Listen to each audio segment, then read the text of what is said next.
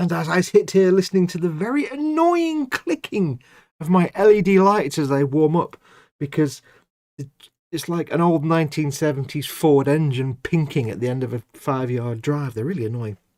Hey everyone, it's Fox, it's Sunday, it is Warhammer Sunday times. Yes, welcome one and all.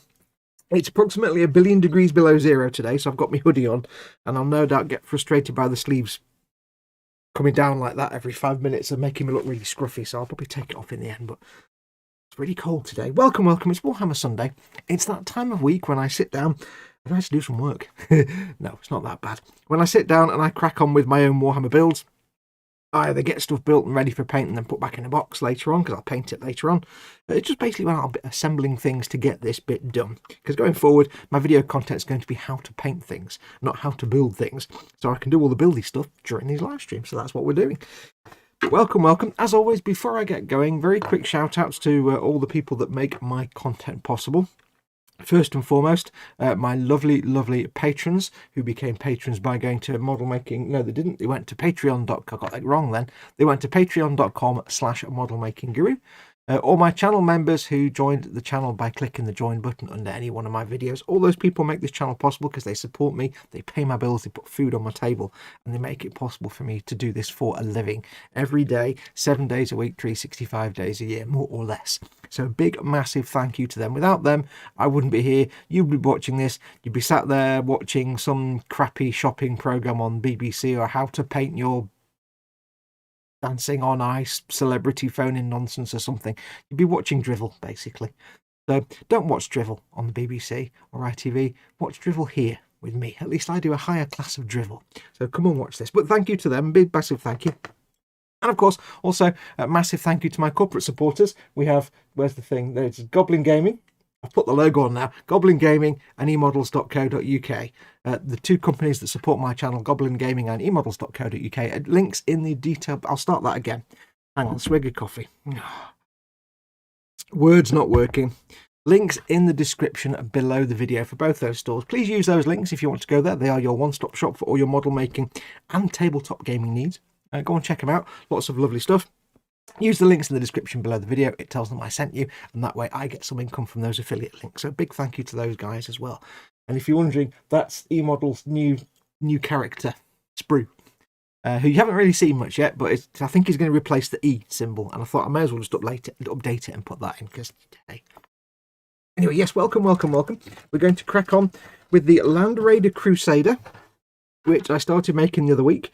It was a very nice Christmas present from my brother. Thank you, my brother, who got me this for Christmas. I said, what do you want for Christmas? I went, just Warhammer. I'm simple to buy for, just anything Warhammer.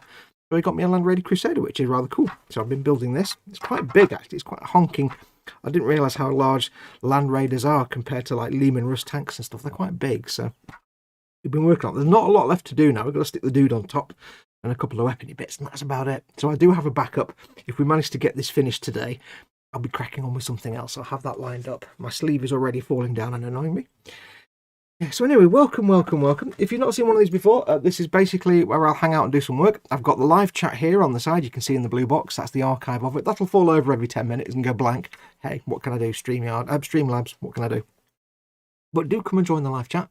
If you're watching this on not on YouTube and you can't see where the live chat is, do come and join it. Just click on the YouTube icon that's in the bottom right of the YouTube player, and that'll take you to the YouTube page where you can carry on watching and join in the live chat. So you want to do that because it's awesome. Everybody in chat is awesome. They're all having a good time. So it's all about chat. I've got the chat here in front of me as always. I will be wearing my lenses of seeing things because I'm a gimpy old man who can't see crap, basically. So when I've got these on, that's all a blur. So if you do want to catch my attention, and please do, because it gives me stuff to talk about, please either, put your comment in big fat capital letters, or you can do a super chat by clicking the little dollar symbol at the bottom of the chat window that puts your comment in a big colour box, and I can't miss it then. So do either of those. It'll make sure that I can see your comment. Or just at me in the chat, and I'll see the little orange box, and I'll see all the little the comments from you. Right, let's have a look and see. We'll have a quick look at chat and see who we got in before we get going. We have Raging Models in and Nimson are in. Welcome to you two. Wendy Hickson and Panzer Koenig are in. Welcome to you two. You can see they've got green names with funny symbols next to them. That's because they're channel members. They supported me by becoming a channel member, so feel free to do that. We have Scaly Models, of course, one of your moderators. Dad, lovely, lovely, lovely, lovely, lovely, lovely Dad is in chat. Hey, Dad. We have some bloke called Model Making Guru, some idiot, I don't know who that is. Lynn Dipple's in. Hey, Lynn, she managed to get some time off this weekend, so thank you for joining. Colin at Festa67's Workshop, another one of your lovely moderators. They'll keep you safe and secure, they'll keep you protected in chat, but if you cross them, they'll feed you to the worms. And by worms, I mean flesh-eating snails that work really slowly. So it's flesh-eating, but really slowly, so don't cross the mods. They'll look after you otherwise, but don't cross them. We have Plastic Monkey's in. Welcome, Plastic Monkey. Another channel member, lovely, lovely. Edward Leonard's in. Welcome, Edward, and welcome to your squishies. Jackie, I don't know if Jackie's in yet, but Jackie's got my squishy from Jackie is here. But my squishy says hello to your squishies, Edward.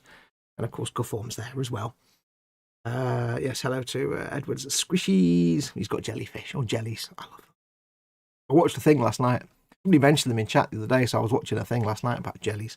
There's a woman in some museum in America somewhere. She's called the Jelly Mom because she maintains the jelly exhibit at some marine museum. It's quite fascinating to listen to. What have we got? We've got who else was in? Edward Leonard. The Raging Model's in. Welcome, The Raging. Welcome, dude. We have who else is in? William Rayborn's in. Hello, William. Welcome to you. Wayne Haywood says hi. All Phil East as well. Welcome, Phil and Wayne. We have who else has come in? Cy Reynolds. Cy Reynolds is in. Not seen you for a while, my friend. Welcome, Cy. You're always more than welcome. And he said, and Land Raider. Yeah, I didn't realise this thing was like 30 years old. It certainly is parts that you put together. I'll give it that. Yeah, I thought these were quite new, but yeah, anyway. Moving on. It's a free gift. I'm not going to complain. But welcome, Simon. Nice to see you. Big hugs to another one of your moderators, by the way. Everybody make sure to send lots of hugs to Festa and to Sai and to Chris at Gross Models, who's in there. And to Colin. Don't forget to send me Sprue so I can add him to Monday, says Chris at Gross Models. Oh yes, I must do. I had to make that little transparent PNG because we haven't had any official artwork from eModels yet. We've had one single image of Sprue, which I took the background off and made him into a PNG. So I'll send that to you, Chris, so you can sort that out.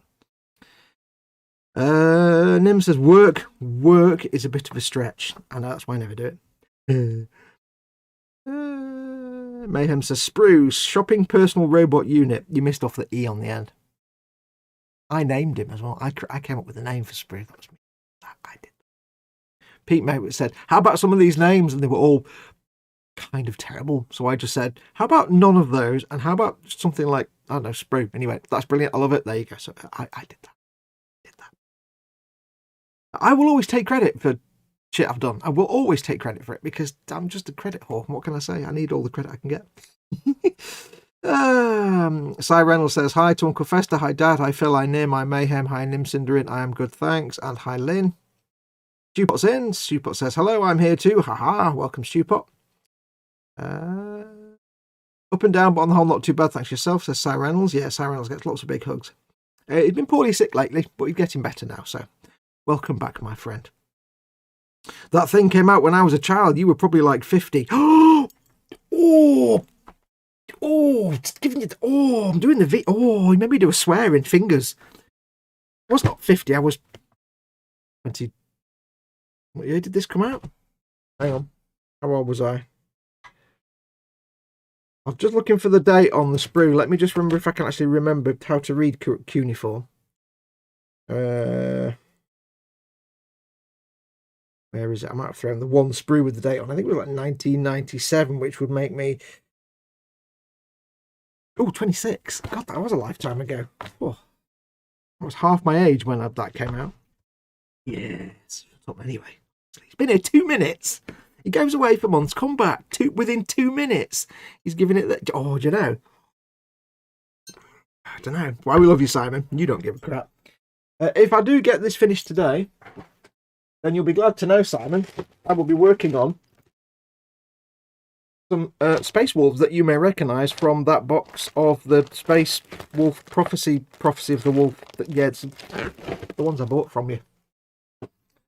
Just realised I never made them, so I better get them made. So you might see them again. So it's good job you turned up when you did. There you go. Right, shut up. Let's get some work done. God damn it.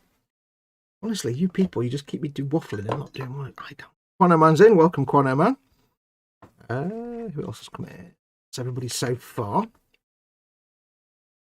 Need to clear my throat. One sec.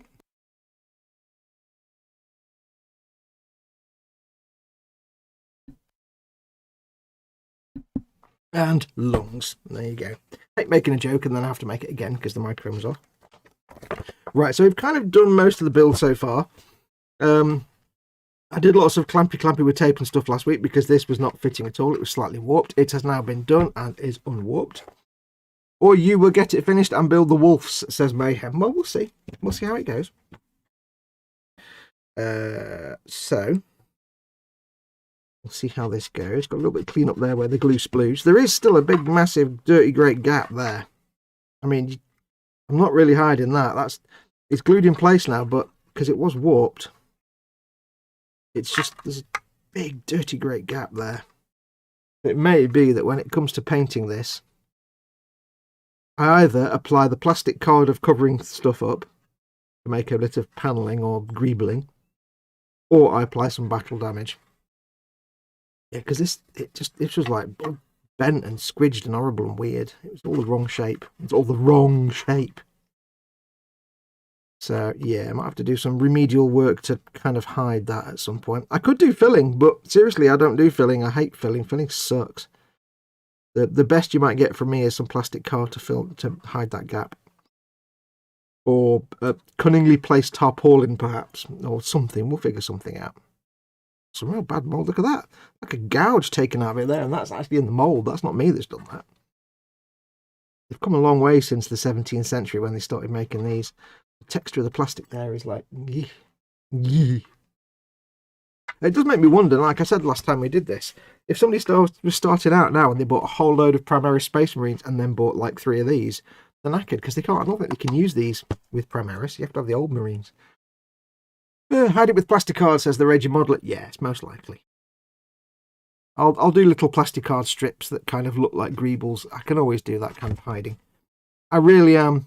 Because if I fill that with something, I mean, I could fill it with something. But the likelihood is I'd lose that crisp edge. I could recarve the panel lines, but it just wouldn't work. It couldn't come out looking shonkier than if I just get some plastic card and make little bits. So we'll not worry about that now anyway. We'll fix that before painting next time. Sprue Goo Fox, damn it, says Mayhem. No. I have new funds love of plastic cards, says Raging Modeler. Yeah, he's been doing some little custom works on some grot tanks he's making, and plastic cards fun. I also glued the front door together wrongly and accidentally glued it in place, so it's shut forever. Forever. Anybody inside this is trapped for all eternity. Yeah.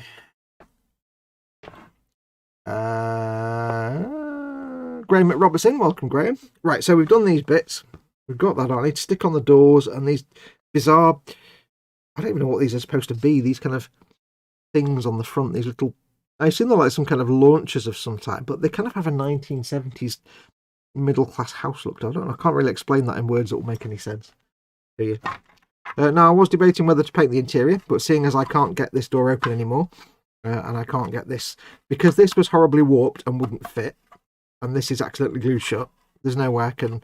My original plan was to have this as removable, this top part. So I could paint the interior, build the top part, and just plonk it down like a rhino. A rhino, you can just plonk the top down and take it off, and you can paint the interior and show it off if you want to, and also store things inside. But I can't do that now because this was so horribly warped. I had to glue it in place, and I screwed up on that. So we'll just glue the doors on. I'm not going to worry about the interior. But this one, so we shall get this off. Yeah, I still have a little bit of leeriness about. I do feel sad for anybody that buys a load of Space Marines and then a vehicle and suddenly finds that they can't use that specific vehicle with those specific Space Marines. It seems a bit rum. Although I'm sure, I don't know, would somebody I'm sure a Games Workshop manager would say, by the way, just so you know, you can't mix and match that vehicle with those dudes. Maybe they would. I don't know. I assume they would. If they buy a load of Primaris Marines and then like 3 Land Raiders, you'd be like, just so you know, right? It's a sprue finish that can be destroyed. I shall put it into the destroy everything pile. Just so you know, you can't mix and match them. You bet. Now, my local Games Workshop dude, I love him to bits. But I know what it'd be like. It'd be like, well, you probably need to buy some old Space Marines as well to go with that vehicle. So, as well as the Primaris you bought in those vehicles, buy all these old Marines as well. And I'd be like, okay, because I'm like that. They do need to come up with some more vehicles for the Primaris dudes, because the vehicle options are a bit limited. Right, where's the camera? There's the camera. So we'll just work our way through today. Hopefully we'll get all this done. We probably won't. Let's be perfectly honest, I probably won't get any of this finished. There we go, get that off. But I hope you're all well. I hope everyone is fine and dandy. I'm assuming Dad has asked the question in the chat. So I should give it a minute for people to pop their answers through. Don't read too much about these edges because they're going to be glued shut anyway. So that just sits in there like that. So see? Ooh, Tony, that's right. That goes in there like that. It's lovely, that is. I could not glue these in and magnetize them, but no. That's not going to happen. I have to get it out again. So we're not going to bother with any fanciness here. We're going to get the extra thin. Just going to glue it in. Extra thin and glue it in. There we go. Spooge it down the gap there. Nice bit of little glue in the hinges there, right, like that. I have to hope it's actually making contact with the surface somewhere. I've just realised where I've got the camera today, you're probably just going to see the back of my hands a lot. I may have put the camera in the worst possible place ever. Get much glue on the brush there. Terrible Fox, you just spoon. Need a lot of glue. That's there. How is the camera position? Is that going to be... Yeah, you're just going to see the back of my hand all day, aren't you? You're an idiot, Fox. You really are. So I'll see if I can... If I move the camera up a bit, I'm going to have to adjust the focus.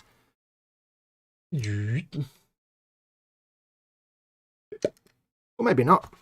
Still look about right. Still looks about right. That looks right. That does, yeah. I don't see the chat as much. You lost squishy a bit, but there you go. Where are we?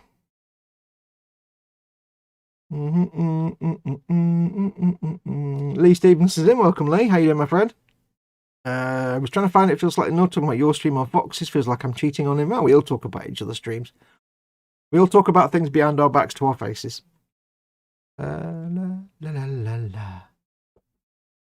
They should, in theory. You all know how much customer service is rammed down your throat in Games Workshop. Yeah.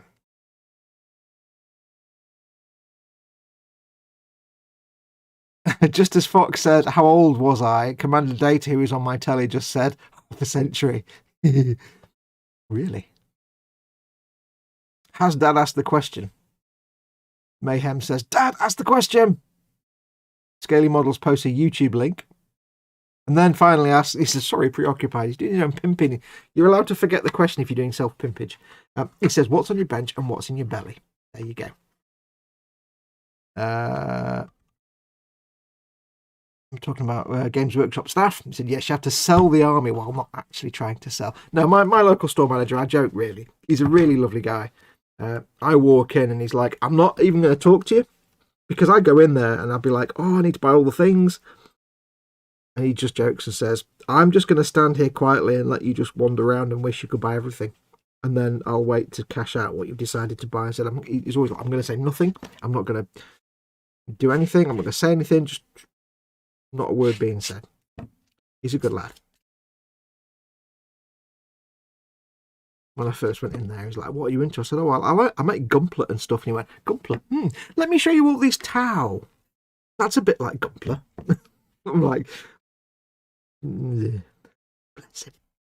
him points for that one. He's a good lad, is Chris. I assume he's still the manager there. He left for a while to go and work at head office, and then he came back again, so...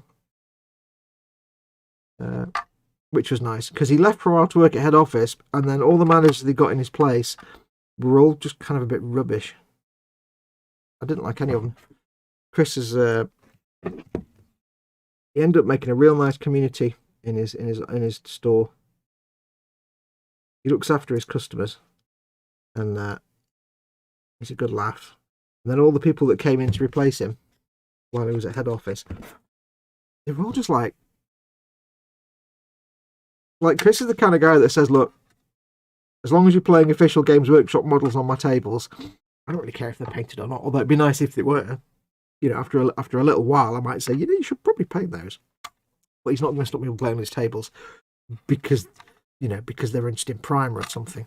Now, you can see in through that gap there, but I'm not going to bother painting it because it'll get hit with primer. I could paint that in there, but it'll get hit with primer and paint it anyway, so it's fine. Whereas when he went to work for head office for a bit, the couple of guys that took over, neither of them lasted very long. I'm sure they're really nice guys, but yeah, both of them were like, no, I don't allow unpainted minis on my tables. Asked one of them, and he's like, yeah, well, I mean, the first time I'd be like, you should really get them painted, and if somebody tries to play a second time on my tables and they're not painted, I'd be like, no, you have to come back when they're painted now. And I'm like, yeah, I don't like you. I just want Chris back.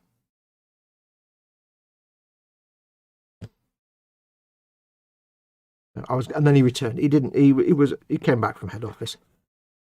He decided his store was where he wanted to be. I think he missed his store, and that was the good thing. It was good that he came back. I was like, yay! I assume he's still there. It's been difficult because of obviously the lockdown and everything.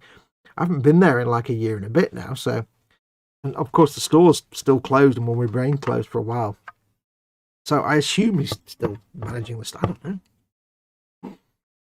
I want to see you do more Tau, says Lee Stevenson. I probably will do Tau at some point more. I've done the Piranha, but unfortunately my backlog is so massive that, yes. I could think of a more terrible camera placement. I won't tell you where, though, because it will be... Yeah, let's move on. Belly... okay, bench and belly. We had the question, didn't we?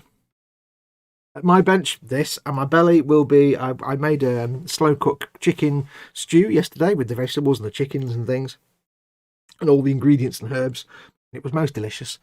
Yes, it was cooking, technically, sort of.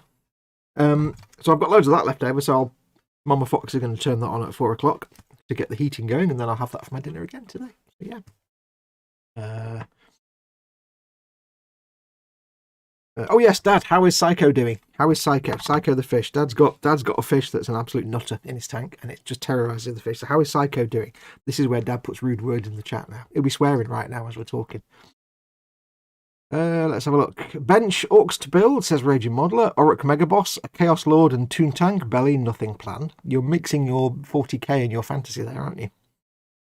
Lee Stevenson says, as I knock the camera, I do apologise. Lee Stevenson doesn't actually say that. He says, pasties in belly and hammerhead on the bench. Tau. Painting on hold while I wait for my new batch of primer. Weird. Nim says, my bench is the petite guy, Justy guy, aka a Night Bear guy. I don't know what the Justy guy is. I've never seen that. I've missed some of the latest series. I know what the petite guy is. Petite guy, Justy guy. Because I finished my Master Grade Strike Rouge, just waiting on water slides. My belly is unknown right now. Maybe ramen, maybe a burger. Yeah, it's going to be ramen or a burger. It's going to be one of the two. Maybe both. Get both and combine them. Lord High Bobbin says, belly tonight, roast pork and trimmings. Bench, nothing. Lindip will retract something. I didn't see what it was. Rocky is behaving, Andy, and Psycho is, well, Psycho, says Dad. Yes. Lynn says, belly, maple and brown sugar oatmeal. Oh, I like oatmeal. Bench, I filmed 3 parts of Guess What I'm Building and forgot to take in between pictures. Oh, we all learn by doing, Lynn. Good that you're filming stuff, though. I've been watching them. Belly shortly should be a vegetable supreme pizza with red onions, green peppers, mushrooms, sweet corn and cheese. Bench, nothing due to work commitments. Boo. I really want pizza now. God damn it. Belly, maybe homemade pancakes and cola. Maybe bench work laptop, says Mayhem. Panzer says, Dad, what time is your stream on tonight? Oh, you're doing an in-between stream, Dad. At least because I'm not cooking tonight, I've only got to reheat the slow cook from yesterday. At least I might get a chance to watch some of it to this. Because the problem is, I always, when I finish my stream here, I go downstairs, I do the washing up, and I make the dinner. So, yeah, I often miss anything from 6 onwards. The Scaly Model says, yes, firmly placed on bonds. What? Do you have your special safety? How? Okay, Dan asks, Psycho, Quantum. I'll start again. Good God, gee. Hang on. Enormous coffee time. Good God, Fox. Oh, good God. Dan, aka Quanaman, says, do you have your special safety hat on for dealing with Psycho? Dad's been trying to catch Psycho with a fishing net in his tank for like how many weeks? Hang on, clear my throat.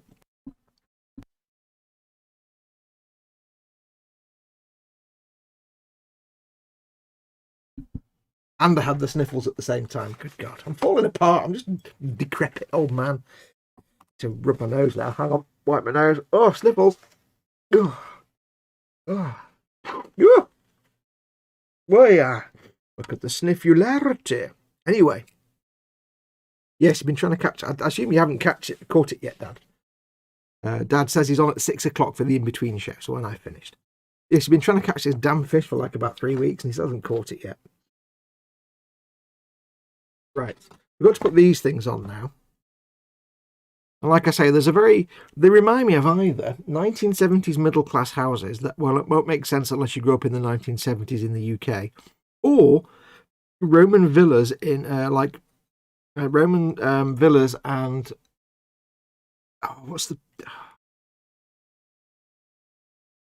somebody remind me what the apartment blocks were called in Rome, the big, tall, like, multi-floor apartment blocks. They had a name and I can't remember what they're called. Remind me of, but specifically in Astartes books. You know, the Goscian in Uderzo, Astartes, I can't get my words out, good God, Asterix and Obelix. I love Asterix. So much good stuff. The humour in those books is great. But yeah, they remind me of those stuff on the walls and stuff.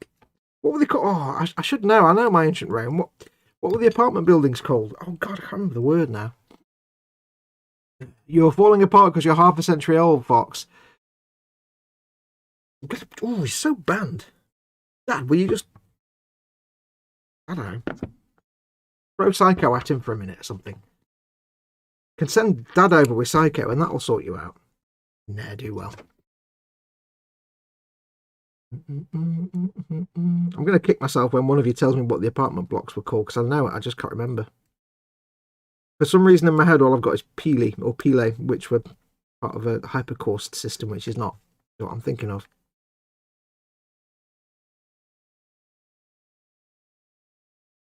I love Roman history. It's fascinating stuff. I love Roman history, but not necessarily all the military stuff, because that's kind of the boring stuff. I love the just everyday life side of like ancient Rome, and that oh, I made a gouge there. Never mind. I love history, but I love more the everyday life side to it than the specific this king and that emperor and this battle and so on and so on. I find that kind of boring a little bit. I much prefer, when I'm looking at history, what life was like for the average person, you know, not for, you know, I mean, I suppose to a certain degree what life was like for the average soldier as well, but what life was like for the average person. Which is why I'd much rather watch like a documentary with, say, Mary Beard, where she talks about life in ancient Rome for the average Joe, than somebody else who goes on about the great conquests and emperors. And you don't really, it's interesting, but I don't really care. I'd much rather, because I like to try and imagine what it was like and put myself in that place, in that time. Fascinating. I love it. If you have access to BBC iPlayer and you've never seen any of her documentaries, Mary Beard, she's quite fascinating, because she really does just get down to she does deal with emperors and things like that, but she takes the everyday aspect of things. She's not all hoity and haughty-taughty and this campaign of army went here and defeated the... No, that's boring. Like, you know, my own history, not my history personally, but history here in England. You know, I have no interest in the kings and queens of England. It was utterly boring. We were force-fed that at secondary school for years. Tudors and Stuarts and la-di-da-di-da. I don't want to know about that. I want to know about villains and serfs. I want to know what it was like to live at those times. I love like the farm series, like Victorian Family Farm and Medieval Farm, where they live. Well, they don't really do it, but the premise is that these experimental archaeologists and historians live the life of, say, a medieval farmer for a year. They show it, and it's like great. I love those. Yeah, I'm always like I want to know what it was like to live in those times. I mean, you can put it in a nutshell. Basically, it was fear, lack of knowledge, disease, pain, death, and discomfort. Let's just be perfectly honest. You can boil most historical living down to fear, pain, discomfort, and death, disease, and horribleness. Because you wouldn't enjoy it if you were to go back in time. But at the same time, it's fascinating. Oh, dropping my glasses. I've got the sniffles again. 1 second. And I may have to remove the hoodie because it's too warm. I knew it would be when I put the lights on. Oh, it doesn't get me round the drooping sleeves problem when I'm on telly, because I've got my old bungee long sleeve t-shirt on, and the sleeves on that roll down as well. So yeah, I love me a bit of history. You've never seen any of the bit. Oh, look at that. Oh, just pinged all the bits. Fuck, you're an idiot. You've never seen any Mary Beard's historical documentaries on the BBC iPlayer, or whatever you've got in the US if you've got the equivalent for BBC World. Go and check them out. They're really good. She's got a great sense of humour. She's real down to earth. We'll quite happily look at a statue and discuss its willy, for example. She's not ashamed. I don't know what these things are, but I don't like them. I don't like them, but I guess they have to go on.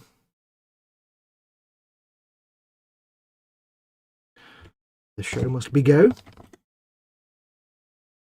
I don't even know how I got talking about history anyway. I've forgotten now. How do we get onto? Oh, because they look like the. I'll have a look in a minute, and I'm sure somebody in chat will have answered me as to what the apartment blocks are actually called. I know it. I just can't remember it. Are we on camera? Are we on camera? No, not on camera at all. The difficulty of having the sanding pad down. Can't see.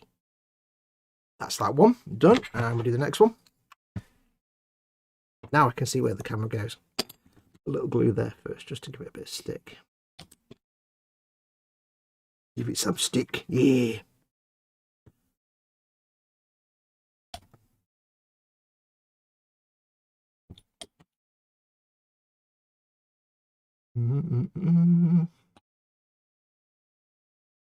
Tell you what, there's a lot of dross on YouTube, but there are a lot of places you can go for good historical content. I like to recommend channels that I follow every now and then. I found some good ones. There's one I follow called Voices of the Past. Now, it's a channel by one of a couple of brothers, whose names I can't remember. Apparently they have a few history channels. One of them is called Voices of the Past. The other one's just a pure history channel of some sort. And I'm sure they're really nice guys, but I like the Voices of the Past because I like the guy's voice. He basically reads out. Voices of the Past is basically the presenter is reading.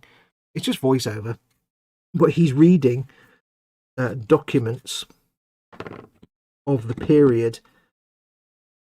Basically, he's reading historical accounts that were written at the time. So, for example, he wouldn't read like, I don't know, such and such a person writes about a historical battle from 200 years ago, but he'll write about such and such a person who was there at the battle, and his own personal account or his diary, or it's such and such a trader who went to deal with Genghis Khan to do trade. It's based people's personal accounts from the time he reads them,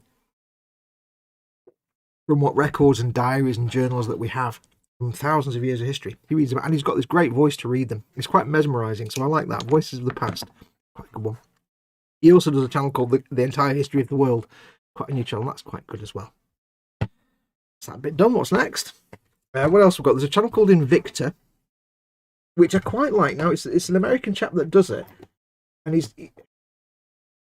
I've got this bias, this built-in bias, that if I'm watching something historical, especially about Romans, it kind of has to have like a British accent to it, but I have to get round that. He's an American chap, and his content's quite good.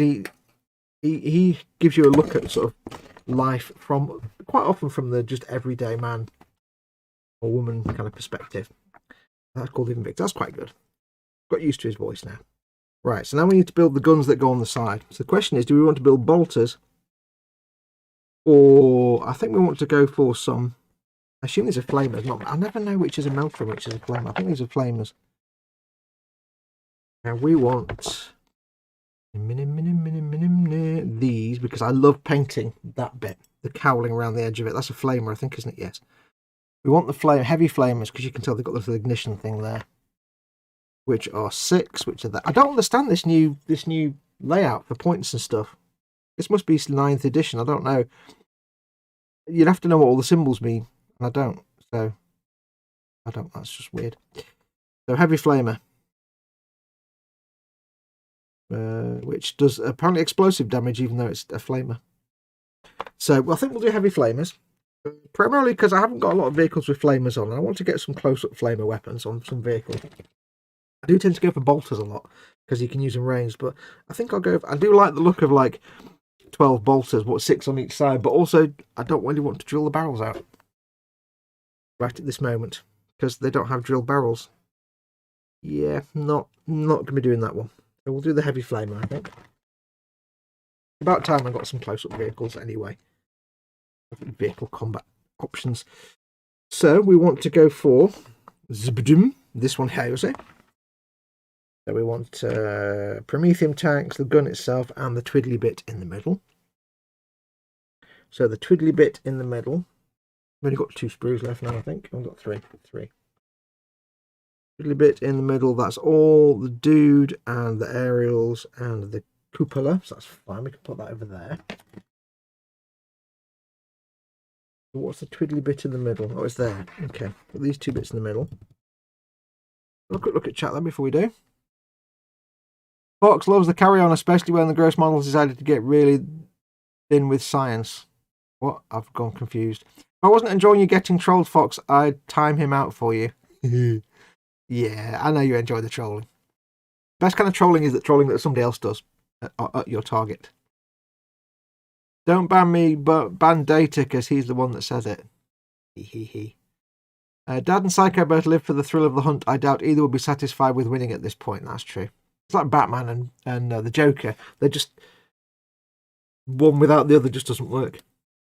The Joker will never really kill Batman, because without Batman it's nothing. And then Batman can't really kill the Joker, really, because he can't, well. Did anybody come up with the name of the apartment buildings? Fox, who are you talking about? Documentaries. It's a lady called Mary Beard, as in the thing that grows on your face with hairs. Mary Beard. It's BBC, so I don't know if you'd have to look up on whatever you've got on there, the equivalent BBC iPlayer. We've got a BBC iPlayer, which is an online viewing service. Or just look on YouTube.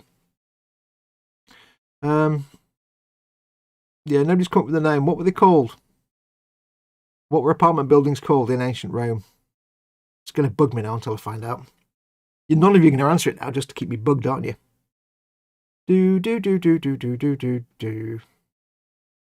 I remember when the new Land Raiders came out and the old Crusader 2nd edition came out with the War for Armageddon event and was metal and plastic. That's 1,000,000 years ago. Eon's Car says, don't forget to like the stream. Yes, please do. Whenever you watch anybody's content, always give them a thumbs up if you enjoy it. Not only is it nice, it also means that their video gets listed, or is more likely to be listed, more visible in the YouTube listings. What the hell? Wait, what?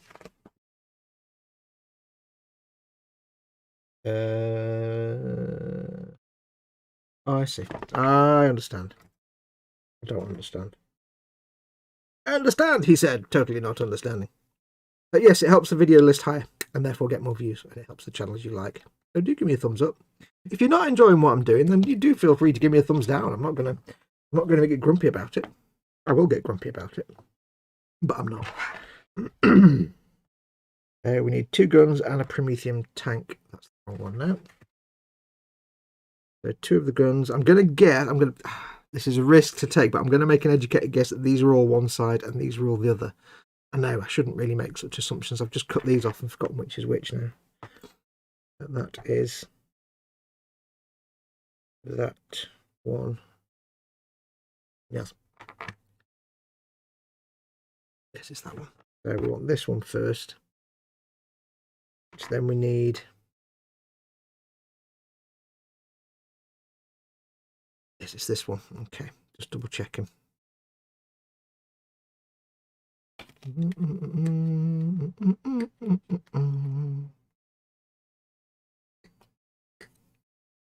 the sake of speed, I shall snip them off the sprue there. For the sake of speed, we should clean them up. Yeah, like this, you see. I've forgotten what I was talking about now. I've already forgotten. I'm an idiot. Yeah, I love historical stuff. It's always from the point of view of. I don't like the broad sweeping stuff. That really doesn't interest me at all. Broad sweeping historical stuff like battles and wars and things. There's no interest in that. The stuff you learn at school, that's boring.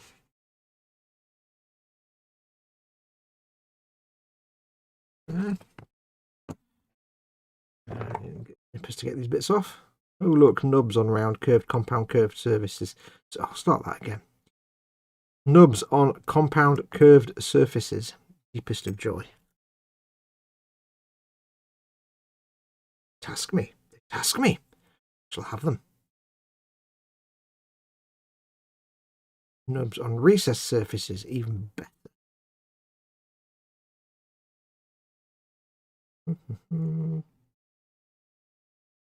Oops. Oh, here's another thing.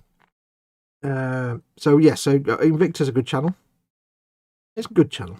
Voices of the Past is a great channel. Really nice play. Good content. Now there isn't a channel here, but do a Google search for a chap called Irving Finkel. Finkel. He's an Assyriologist at the British Museum. What that means is he studies. Basically, what he does is he is an expert in cuneiform, an ancient Babylonian and Assyrian and Sumerian written languages and history of the time, and he's basically curator at the British Museum. What he does is he curates their collection of like 200,000 clay tablets, cuneiform clay tablets, and he catalogues them and he reads them and he studies them. But it's fascinating to watch because he's very energetic and passionate about his world. And he's just fun to watch and listen to. He's a bit like Terry Pratchett in a way. He kind of talks a bit like Terry Pratchett. Reminds me of Terry Pratchett, but he's quite funny as well. He can be. He's kind of adorable. He's old. Looks like Father Christmas. But he's fascinating.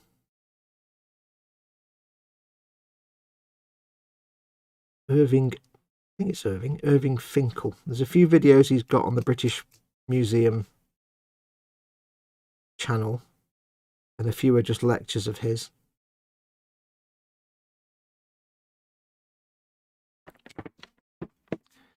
It's fascinating. And he's only got a few things. The lecture one, it's kind of the same thing each time because he wrote a book about various bits and bobs. But yeah, he's fascinating to listen to. There's also a video where he plays Tom Scott, from the channel with Tom Scott on it. He explains and plays the ancient game of Ur with Tom Scott, which I must admit I do intend to. At some point, I must get myself a copy of the Royal Game of Ur, because you can buy it from the British Museum and play it, because it looks like a fascinating, fun and challenging, like fighty game. Basically a board game, but quite aggressively tactical. A bit like backgammon, but sort of. Anyway, he plays against. He's the world's expert in the Royal Game of Ur because he found it, or he discovered the rules. So he's the world's leading expert in that game, and he plays Tom Scott. And Tom Scott's obviously a mathematician type nerd, and he's not. It's quite fun to watch. Only half an hour long, but it's quite fun to watch.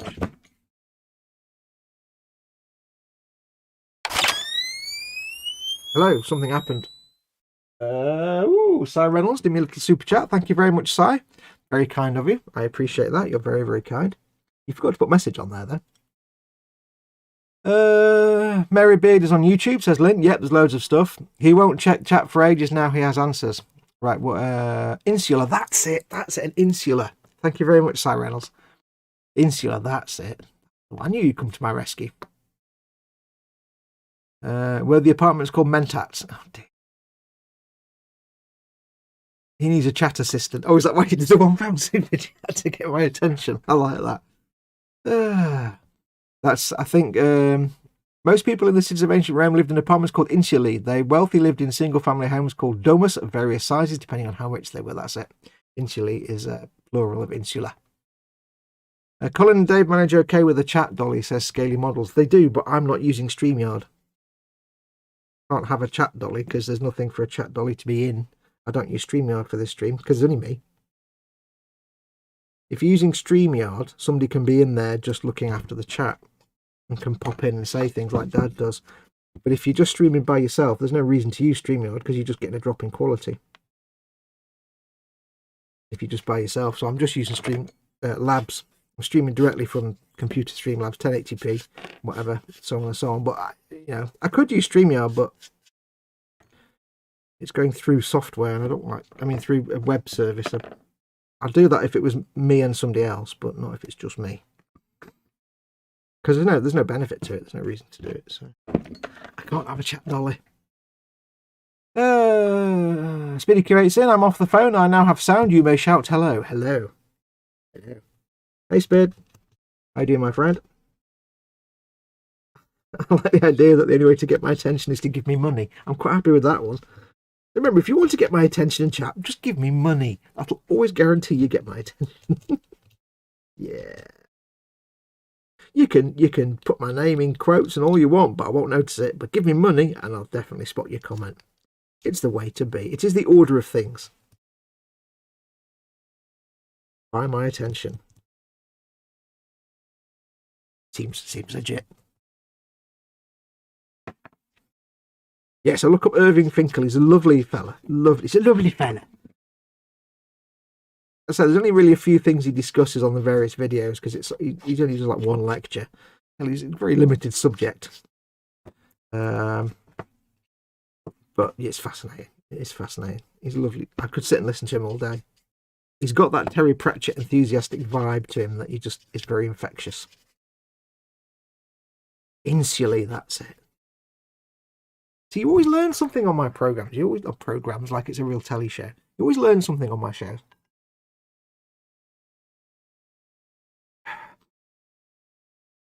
I did not send the message. How random. Haha, says Cyrans. I told you to check the chat, but it still worked. It did. By hook or by crook, we got there in the end.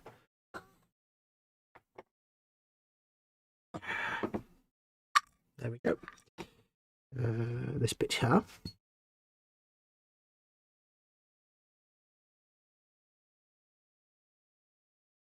Now, I haven't sanded down the barrels of the flamer too much because, as always, it's a tube. And I want to make sure I don't sand down one bit and make it smaller than the other. So we'll need to do a little bit of filling for that, but we can do that with the glue and then trim it later. So let us get this glued together, agglutinated. Look at the right page would be a good idea. You glue these two halves together. We want to be together. It's out of the way. It's funny though. It's like, you know, you can look back at a period in history and have wistful thoughts about it, but in reality, people look back on things like the golden age of the Roman Empire and all this. And it's like, no, everything was made of disease. Everything was going to kill you. There were like 20 different pandemics a year. Everybody died from everything. There was no cure for anything. If you had a headache, that was your entire day ruined. Not like now where you're popping out an aspirin. If you had a bit of toothache or tooth decay, if you had a funky tooth, you ain't getting anything anaesthetic to get that taken out. You just get it ripped out. I mean, everything would have been trauma constantly. How people in the ancient world actually ever achieved anything, I don't know. Because to me, I just want to stay in bed all day and just be in pain and agony. And how people in the ancient world did anything, I do not know. It's amazing to me. It does amaze me. You know, I mean, I know we're kind of feeble in this modern age nowadays. You know, we get a sniffle and we have to go and lie down for a week.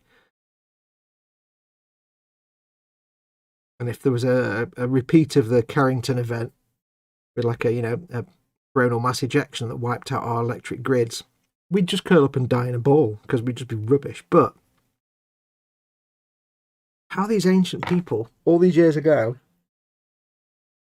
did such amazing things whilst constantly being in pain and afraid of everything and ignorant of everything, and just, I can't comprehend it. I really can't. These don't actually... Well, there is a pin and hole. I don't understand how they did it. Because frankly, I'd be like last June, July, middle of a global pandemic, I hasten to add, had to have 2 teeth out. And it's typical of my actual body. The last time I had teeth out, I was like a child. You know, everybody has a tooth out when they're a kid. Last time I went to another tooth extractor, anything like that, was when I was a kid. Last time I had any kind of filling was in like the early 1990s, when I broke a tooth and thought I better go and get that seen to. Now, to be fair, I didn't really go to a dentist after that. I was a bit rubbish with my own dental hygiene. Well, I wasn't, but I didn't want to go to dentist. I'm not afraid of them, I just didn't bother. And everything was fine. And of course, the way my body works is everything will remain fine until it's the middle of a pandemic and I can't leave the house. And you don't want to go anywhere. And now you have to go to the dentist. Typical, innit? Just Murphy's Law. All those years when there was no problem for me to just go to a dentist and get them dealt with. And so I wasn't stressed about having to have a couple of teeth out. It doesn't bother me at all. It's like, yeah, take them out, there you go, done. Not painful, not stressful. Pain in the bum because you've got to fart about for a couple of days, not lying down, but wasn't stressful at all. But it's just in the middle of a pandemic when I'm not supposed to be going out anywhere. Ugh. Anyway, getting off the point. The point is, like I'm saying, it was nothing. I went in, they jabbed me, they took a tooth out, gone home, there you go. My most inconvenient, the major inconvenience was quite simply, I had to sleep on the couch for a couple of days, so I wasn't lying down flat on my back. And that was it. That was the major inconvenience. Go back to like ancient Rome or any time before, like, 19th century. That would have been just the prospect of going to have that done would have been just the worst thing ever, because it would have been just absolute agony. Because there's no anaesthetics. You go in, they rip the thing out, your world is over. So imagine knowing that you need to go to have your teeth dealt with, but at that time, I just want to curl up into a ball and die, I think. Right, this is not in any way not confusing, because there's no numbered parts. I think it's that piece and that piece, and then that piece and that piece. I think this is where not having it numbered is a bit of a pain in the butt. So yeah, I mean, life in those days would have been brutal. I mean, brutal is not even the right word. So how the ancients did anything, I do not know. I really don't know. Very impressive that they did anything.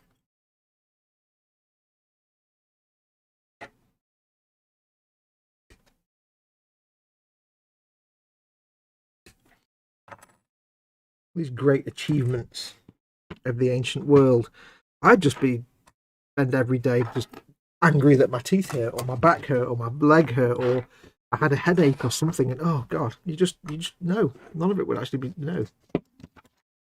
What I'm basically saying is nowadays we're all just great big Jessies. Basically, we wouldn't be able to hack it in the ancient world.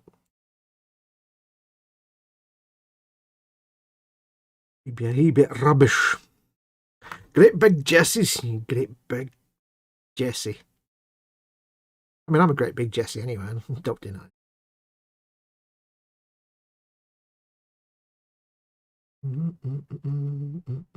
It's when you view history in that context. If you view history in the context of your modern day cushy, pain-free, well, not pain-free, but less frightening existence, then it's easy to be like, oh look, they built a wall, what? Oh look, they did this, you know.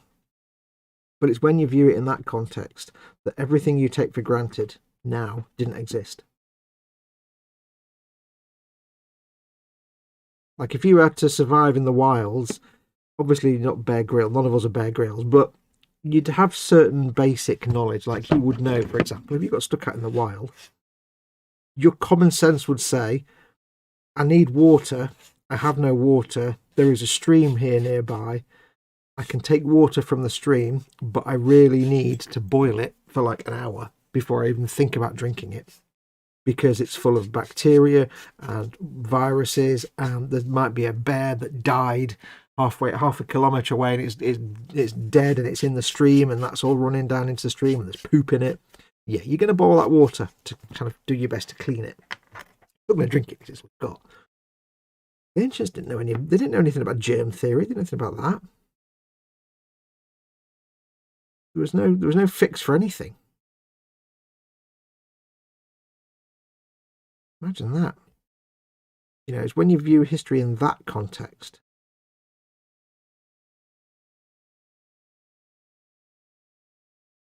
that you realise just how impressive it is that the ancients ever did anything.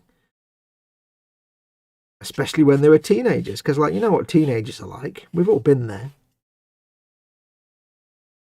Teenager gets a headache. It's not a headache. It's like a brain tumour, and you're going to die, and they just want to stay in bed and never go out again because it's too much stress and hassle because they've got a headache. Teenager in the ancient world, there's no cure for any of it. They just got on and did it. So view it in that context, and suddenly the ancient world is a lot more impressive than you give them credit for. And I need to sand this off, but I don't want to sand the little pattern there away. Tricky times ahead. I don't want to necessarily get rid of it with the knife because that can lead to gouging.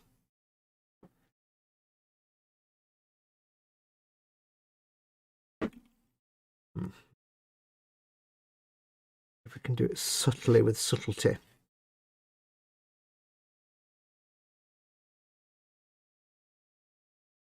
I've been planning my build schedule last couple of days. I'm still working on the Orc Flyer, obviously. That's coming along nicely. When that's done, I need to just quickly drop back into the Lehman Russ, the Tabletop Trauma Centre Lehman Russ, and get that finished. But when that's done, it's kind of the world's my oyster then. I'm free to do what I want. So I've been trying to figure out what to do. And I'm not quite decided, but on one hand I've got my Forge World tanks to do, my Macarius Vanquisher, and my Malcadoran Furnace. However, I'm not going to film the building of those because they're resin. I just need to sit and carefully get on with that and not be distracted by filming. So, oh, burpularity. Oh, fantastic. So those will be off camera anyway, and they won't be done on a live stream because, again, filming with resin, well, building with resin for me is quite stressful. I can't, as you found when I was doing the dudes the other week, I don't really want to be streaming while I'm trying to build resin. Also, I've got to wear a mask a lot, so you can't really stream anyway. Now, I do, of course, have many other kits to build, and I'm torn between... I'm not going to do the Kshatriya because I'm going to be fair to Col. You know, Colfest 67 Workshop, he's got Kshatriya. So like I did with Ted and the Baneblade and Colin and the Baneblade, I waited till they got theirs. Well, I waited till Ted got his built and Chris got his built before I did my Baneblade. and now Colin's doing his, so I got mine done just before he started doing his. And I've got my Crusader, so I'm not going to start mine until Colin's done his. And there's not a problem for me. I'm no pressing urgency to do it. I'm just having some ideas about it. So I'm torn. I don't know whether I've got a Valkyrie that I need to do, but I'm thinking of storage space. I've got nowhere to put a big flyer because I can't go out and sell anything just yet. I've got to do the next tabletop trauma center, which is an orc flyer again. But I'm going to leave that a little while after I finish the Lehman Russ, because I can't do one and then another tabletop trauma center. Oh, I can. Nothing's stopping me. So I was debating whether what I should do is... I woke up this morning and thought, you know what? I never actually got on with my Mortarion. And I'll tell you now, I've had a post-it note on my computer monitor. I'll show you. For the last, I don't know, 2 years, 3 years, Mortarion equals Derek Gutowski, boomer, somebody in the boom hut, who requested it. Because he says to me about 100 years ago, hey, are you going to film painting Mortarion? Because I've got one that I want to paint myself, and I really want to watch how you do it. So I wrote a little note on there that I've stuck on my monitor for the last 2 or 3 years to remind me that when I film it to say, Derek Gutowski, or Gutowski, I hope I pronounced it right, asked me when I was going to film this, so I decided to film it. So I must get round to doing that. And all I ever got round to doing was priming it. And what I'll probably do is just strip it and start again. Strip it, primer off and start again. Because I primed it, did a base coat, but I was airbrushing it and it was a bit garbage. So probably get back and do it again. So I might do that. And I was thinking, I could do proper painting. And I'm still trying to figure out the best way to film painting. It's not easy. Right. These... Yamato, says Dan Kramer, space is at a premium right now. I had to buy 2 storage cases so that every time I finish something like this, I can put it in a Ziploc bag with all the relevant bits and bobs and parts and decals, and it goes into a storage box. And I've got 2 of them, and they're getting full up because I've got nowhere to put anything that I'm building. Of course, because I'm building all these things and not painting them, a gap there. I build a Yamato, I've got nowhere to put it. That's why it's been sat in a box for like the last 3 years, because I've got nowhere to put it. I've got where I would put it, potentially on a shelf downstairs, I've got the E-Models Millennium Falcon, because I can't take that to E-Models until, we're not on fire anymore. So, yeah, it's frustrating. I've got to think of space. I've got to make things. And like I say that now, Mortarion, I've got space in my cabinet to put my Mortarion in there, because I've taken some stuff out. Well, at least I can paint that and not have to figure out where the hell to put it. So, I don't know. But I've got to start building some stuff and paint stuff that I can eventually sell when that becomes an option again. My plan is that... Let's have a quick look at chat before we do. So my plan is that get myself a printer and I can print labels and ship things through Royal Mail because they pick up parcels from home. But it's going to have to be limited to the UK. And that's not really what I want to do when I sell stuff. I want anybody to be able to buy it. Because the Royal Mail at Home service, it doesn't really work for international. It does, but it just becomes a bit of a nightmare. So it might just be that if I can get myself a printer and get printing labels, I can start selling things on eBay just in the UK. And I don't like that. But the difficulty is I just need to get a crappy cheap printer that I'm not going to use for anything else. Argos have millions of them for like 20 quid. Brilliant. But none of them are available for delivery. They're all come and pick it up. And I'm like, well, how about no? Because I can't. So I'm waiting for Argos to get some cheap, crappy printers in stock that they can actually just drop at my front door.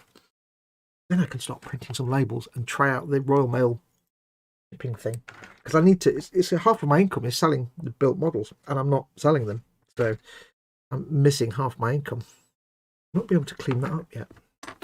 That's frustrating. I never thought of that. It's frustrating. I can't do anything with these till I can clean up the mould lines. Okay, well, we'll have to get these built and then put to one side, I think. What I'll do is get my little... Hang on. 2 of these. What I'll need to do, got one there. Got this here. What we shall do is... Cunningness shall now ensue. I bought some cotton buds the other day. I got the order wrong. I've now got 5 massive tubs of cotton buds. They'll last me for 8 years. I'm an idiot. I also ordered a 4-pack of litres of milk. We ended up with 32 litres of milk.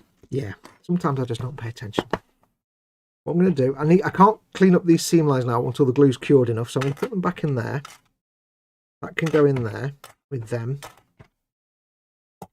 Then we'll do the other one ready. And then at least either by the end of today's stream or tomorrow or later on this afternoon, I can get them seam lines sorted out and cleaned up. So the other gun is going to be the same procedure, I would suspect. Although what I did forget to do was get a piece of the armour and the sighting computer. Hang on, let me get those other bits. That's going to be, I think these pieces are exactly the same. They're not chiral. Apologies if I'm not on camera. So they're going to be the same, I think. I may as well get all the bits ready for each one. So yes, I mean, hopefully, if I can say, if Argos get the crap together and I can actually get, where are those like targeting computers then? There they are.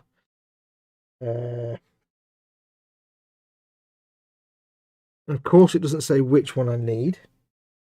It really matters. I think they are that one. Yes, get myself a little crappy cheap printer. And I can stop printing off labels. And at least, like I say, I'm not really happy that I can only sell in the UK. I mean, I could sell things outside the UK. It's not a question of cost. It's a question of that specific pick up parcels from your house service from the Royal Mail. It's a very new service they've just started doing because of the situation right now. And it's quite limited in package size, parcel size. And I had a quick look, and if I remember rightly, it's like anywhere in the UK I can ship kind of quite big boxes of stuff. But if you start thinking about outside the UK, you start getting limited into what kind of size box you can actually ship.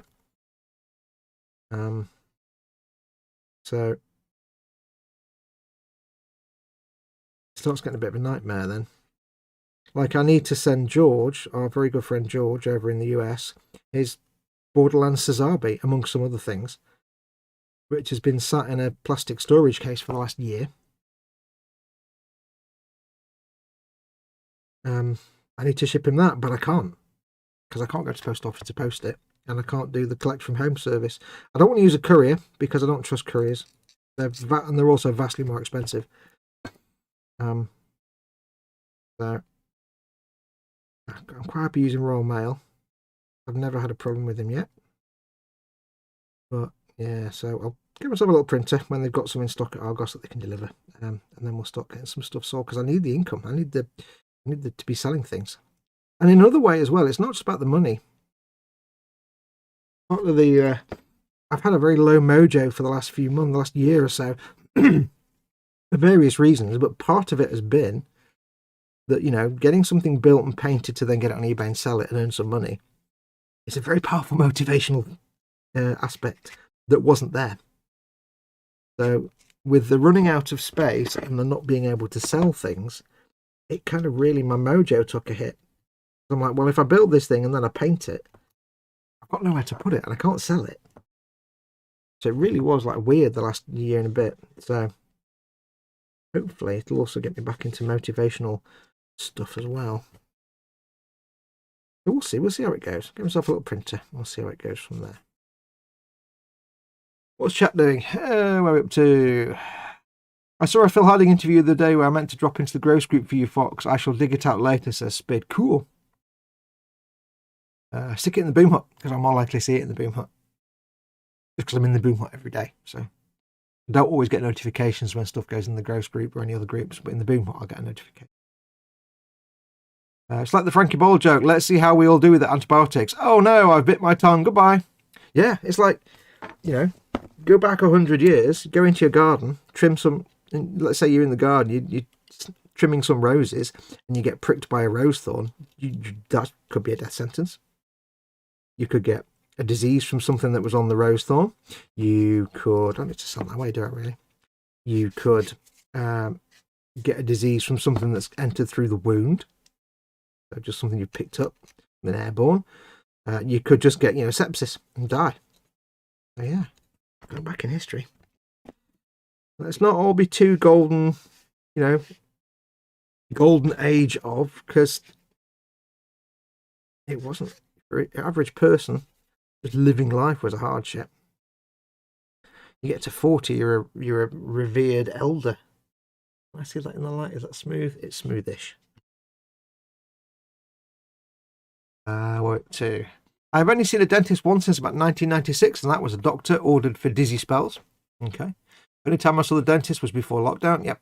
I mean, I hadn't seen a dentist since early 2000s when I used to go for occasional checkups, because I was my employer at the time offered various perks, and one was some dental cover, so I got to go and I got to make most of it. As soon as when I left that job, of course, I stopped. Paul Di Tommaso is in, says, good morning to everyone. Good morning, Paul, my friend. I'm going to the dentist next week. I'm terrified. It's been a year because of the pandemonium. Raging Modeler says. It's easy. Hang on, clear my throat.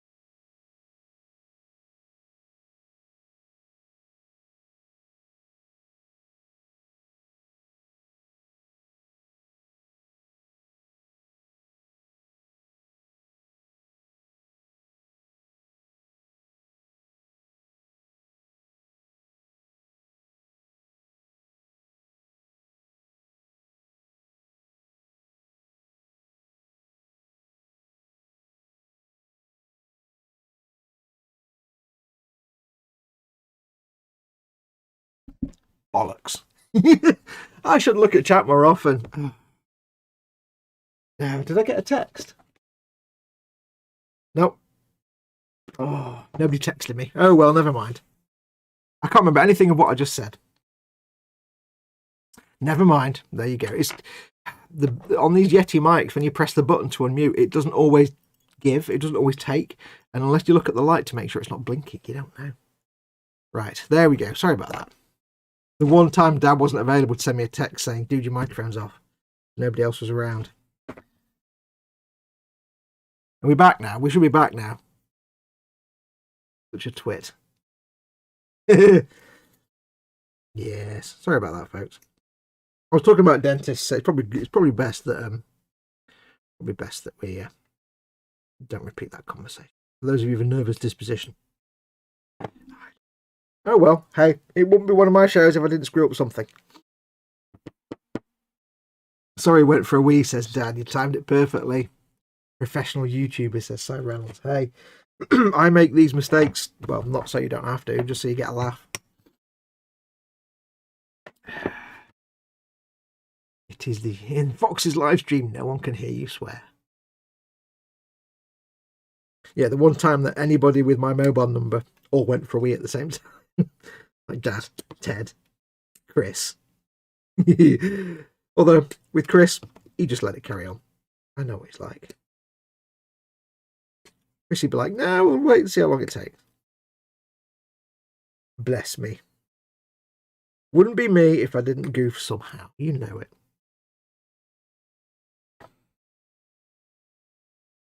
This one we need.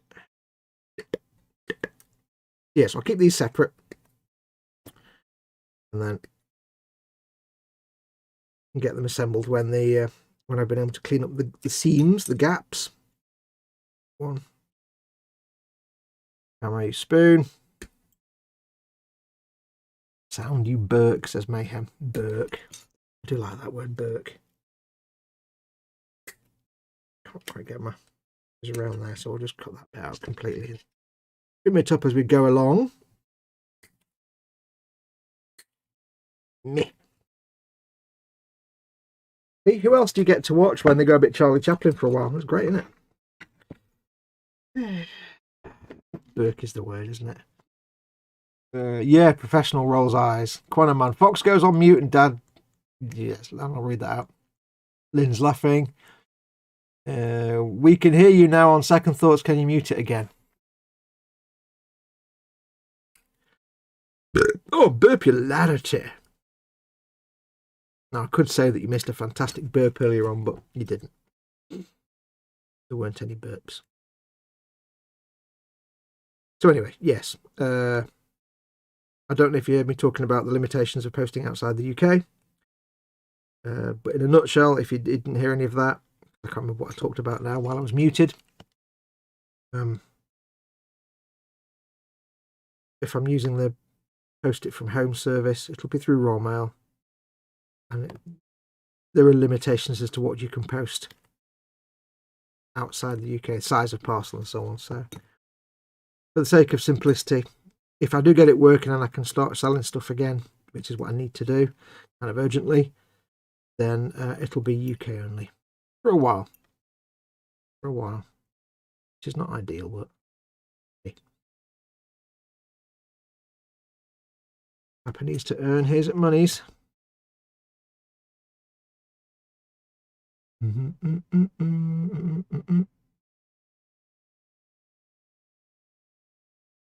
believe it. Bloody microphone. Yeti, I love my Yeti microphone to bits, but sometimes, I'll tell you, sometimes. Why am I using these nippers? They're not even the right nippers, you spoon. Good for that one, though. Yeah, sadly, I need them for here. I don't like using them for this, but... Ugh. Bit there, that bit there. Hello, hang on, there was the thing. The Raging Model, £2 super chat. Thank you very much. He says, burpularity. Look at the burpularity. It's very kind of you, the Raging Modeler. Thank you very much, my friend. Cheers, most kind. Very, very kind. Very kind. Colin says, we are in Hangout and Building, Dan. Multitasking, lol. Ah. I think I'm getting sick. How are you, says Lynn. Oh, no, I hope you get better soon, Lynn. Oh, Wayne Haywood's in. Hi, Wayne. How you doing, my friend? Don't get sick, Lynn. Being sick sucks. Almost spelt the same as well.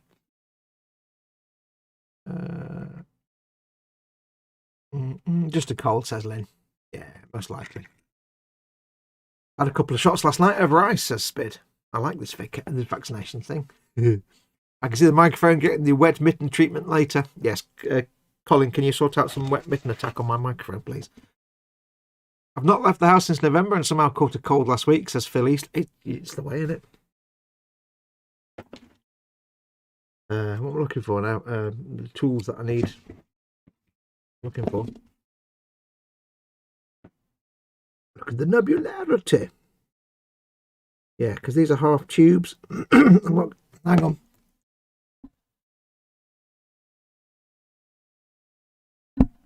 And yes, the microphone is now back on. I'm checking the light. That light is on constantly. There we go. Yes, because these are tubes, I'm not going to completely sand these down. That'll be done when I clean up the glue. I'll leave a bit of a nub on there, but just a little bit of a nub. Tiny nubulations. Yeah, I like painting these bits. I do enjoy painting those bits. I'll show how I do that on the... I think there's some to do on the Orc Flyer, on the WASBomb, but I don't know. So when I do either the one for Goblin or my Tabletop Trauma Centre, I'll show how I paint that. I do it. There's a particular method I have for these kind of heat-stained things that I love doing. We'll see how that comes out. Got all the nubs off. No, not yet. Look at the nebularity. I really must stop saying that. It's completely ripping off Bardic broadcast. Not very nice. Funny though. Anyway, yes, I hope you're all well. I hope everyone is okay. Doing fine. What news from me? No great news from me. I've been busy the last couple of weeks, as you know, working on the WASBomb Jackajet for Goblin Gaming. Which, where is it? It might not show up on camera because it's too big and it's on the stand. See there, it's coming along nicely, slowly, working slowly. Things do take a bit longer when you're filming. It takes a while to get things done, so it's coming on nicely. It's just the basic. It's coming on slowly anyway. It's coming along in leaps and bounds, a bit slower than that. One thing about filming, it does make things take longer, but that's coming on. But that's what I've been doing for the last couple of weeks, basically, non-stop. So, not really anything else been occurring. What's occurring? So, nothing else really to report. Still not convinced what I need to do next, though, after I've done the Leman Russ. See, I really want to do my Macarius Vanquisher. But it's another tank. Painting tank. But then I also really kind of want to paint my Mortarion now.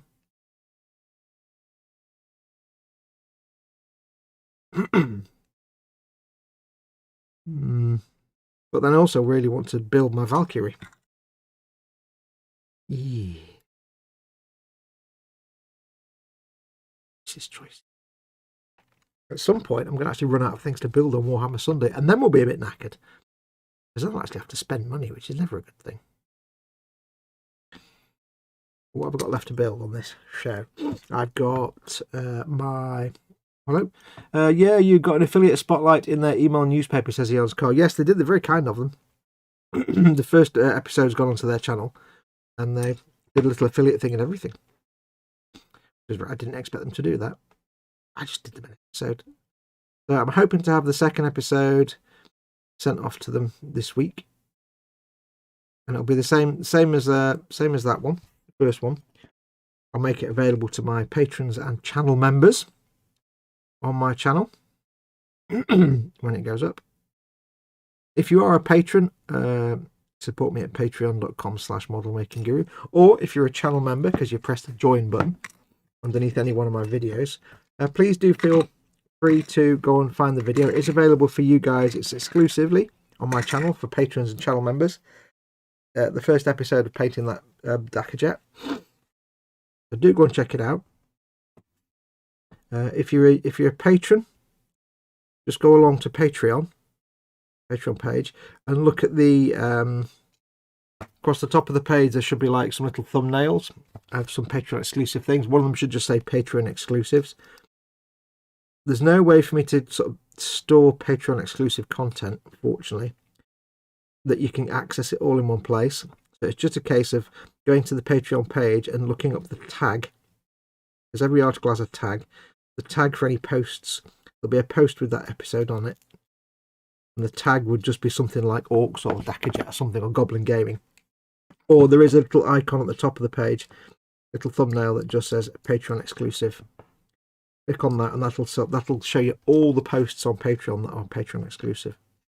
It'll be in there somewhere. There's no central place I can send you to, unfortunately. And for channel members, if you're a YouTube channel member, just go to my YouTube homepage. There's actually an entire playlist just called Members Only. I'll do this on camera. It's called Members Only, and that's where you can find all the members only content. There's not much on there yet, but it's getting there. You can find all the member only content on there.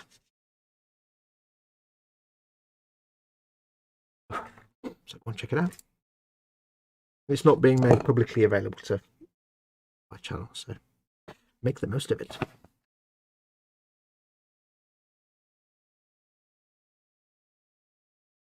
We'll hopefully get a second episode to them this week. Fingers crossed. And in this episode, we shall be showing, me basically, I shall be showing how to paint checker patterns, how to mask off the canopy, and how to, what was the other one? There's something else. How to paint the checker patterns, how to mask off the canopy, something else, and then anything else I can fit in. I've kind of changed the style of my filming. You'll have noticed. I used to be like, turn the camera on, start doing a step and talk about it as I'm doing it, and then explain what I'm doing, and then that's like, in a 40-minute video, you get to see me do 3 things with lots of explanations. I've kind of moved away from that now because it's a very stressful way to film. Primarily because as I've gotten older, it's gotten harder for me to just sit there and successfully talk about what I'm doing without getting my words tongue-tied or messing up or something like that, and having to do it 6 times. And then, because I wasn't working from a script when I do that, it was just free-floating, just talky. And it might be where I'm trying to film something and say, right, now what we're going to do, we're going to get this bit here, and we're going to cut these knobs off, and the way we're going to do it, and I'll talk about it, I'll explain it, and then I'll do it. But if I'm talking, and I start tripping over my words, or if I get something wrong, or if I cough, or if I sneeze, I have to stop, delete that, and start again. And then if I start doing the thing, talking about it, and I do it again, and I get to start the point of doing it, and I fluff my lines, or I just trumble over my words, or I start talking rubbish, I'm knackered then because I've started doing the thing and I can't go back and undo it. So it got quite stressful, because if I've been trying to film a sequence for like the last hour and it's my 24th take before I've even got round, I might say I'm going to trim the knobs off and do this and that, and it might take me 20 takes to get there. By that point, by the time I get to the take that's successful, I'm so frustrated and like angry that I've had to re-say the same things over and over again that it was starting to come through in my filming, in my content, and I wasn't keen on that. So what I do now is a much less stressful way of filming, which is simply turn the camera on, do the step, turn the camera off, and then add voiceover later to a script. I always said I'd never do scripting, but I'm kind of confident and happy now that I can read a script out in kind of a nice way. I'm not just going, next we are going to paint the thing with the button, which I have painted, ha ha ha ha ha. Yeah, I don't read scripts like that. I think I'm a bit better than that, so I'm comfortable now. Because what I can do now is, let's say I've got to paint some little tiny detail. Before it'd be like a minute of conversation explaining what I'm going to do, then I mess it up 25 times, and then when I finally get there, I've got the stress of, I've got through the take, and now can't mess up the painting. It's a one-shot, one-take deal. Now, I can just turn the camera on, paint. And if it's something, let's say I've got to say, right, now we're going to brush paint the entire exterior using this colour. In the past, I'd do 15 takes of that. Now I just get it. I get the brush and I'm like, right, we're going to paint this now. I wouldn't even say, I just turn the camera on and start painting. For like 30 or 40 seconds. I'd give myself maybe 30 seconds to a minute of footage, just so I've got enough to add some conversation over the top. Then I'd stop the camera, save the footage, and then just sit down and crack on with the painting, not having to worry about the camera. It's a lot more relaxing and easy and less stressful. And it's meant that my turnaround time has now increased vastly. We've always joked, me, Ted and Colin and Chris, we've all said, you know, all of us that do filming, when you do filming, like tutorialize something, build that would take you a few days. Let's say you do a build, and in reality, in normality, if you were to build and paint the model, it'd take maybe a week. If you want to film that, expect it to take 4 weeks, because you're stopping and starting and doing all the editing and all the bits between each take. I've come down from a week-long build taking 4 weeks to a week-long build now maybe takes 2 weeks. So it's a lot less stressful. And it means that for the majority of a build, I'm just sitting here working on it and listening to podcasts.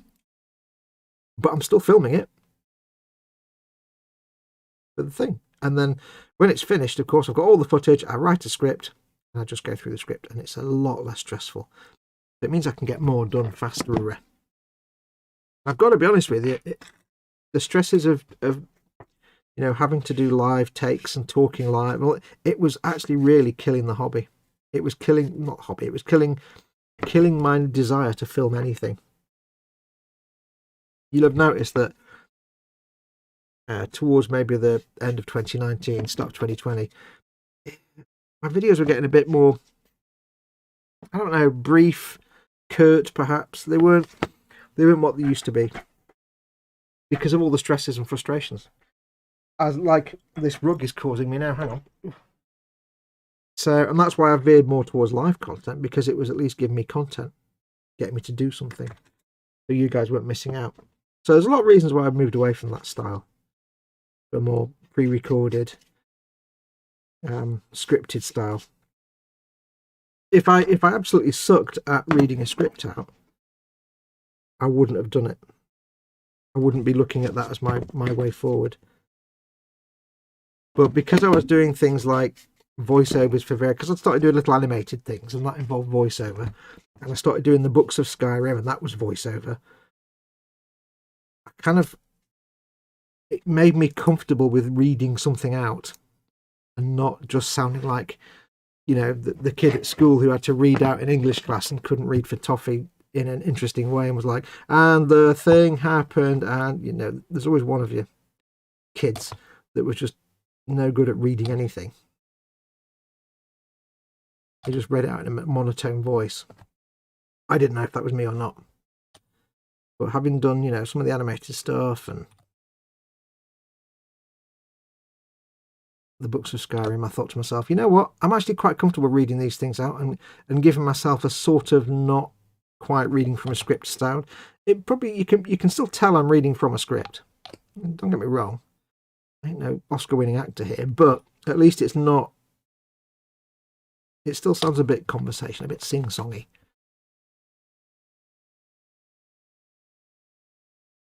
I spent a lot of time, this is inside baseball, but I spent a lot of time over the past year or so watching lots of documentaries, A, because I like to watch documentaries, but B, while I was watching them, I was also carefully listening to and studying how the narrators were narrating, how they were doing that, what their sound was like, how they were pronouncing things, what their intonation was like. You know, was it like a natural thing? Was they exaggerating it? How were they reading the script? Because, you know, voiceovers on documentaries, it's just somebody reading a script in a sound booth, a recording booth. It's not, you know, they're not looking at the pictures at the time. They're not watching the program. They're just giving a script. There you go, read that. They're done. Thanks. So I spent a lot of time watching documentaries, but also listening to them carefully. And what I discovered is, one thing I did discover is that, my God, you Americans, you really don't have very many good narrators at all. American documentaries, oh God, they can be terrible. For the most part, like, just, oh, some of them are terrible. They're like, the voiceovers are just like, oh God, really? Also, the American documentary style, not all over, but like the National Geographic and Discovery style of documentaries sometimes is such garbage. Like I'll sit and watch, a carefully crafted sort of BBC documentary on something, whatever it was, like a Horizon or a David Attenborough or anything, a documentary on something, and then I'll sit and watch some like National Geographic thing on God knows what. And it's like, oh God, one of them's designed for thinking adults and one of them's designed for children. It's like, wow, you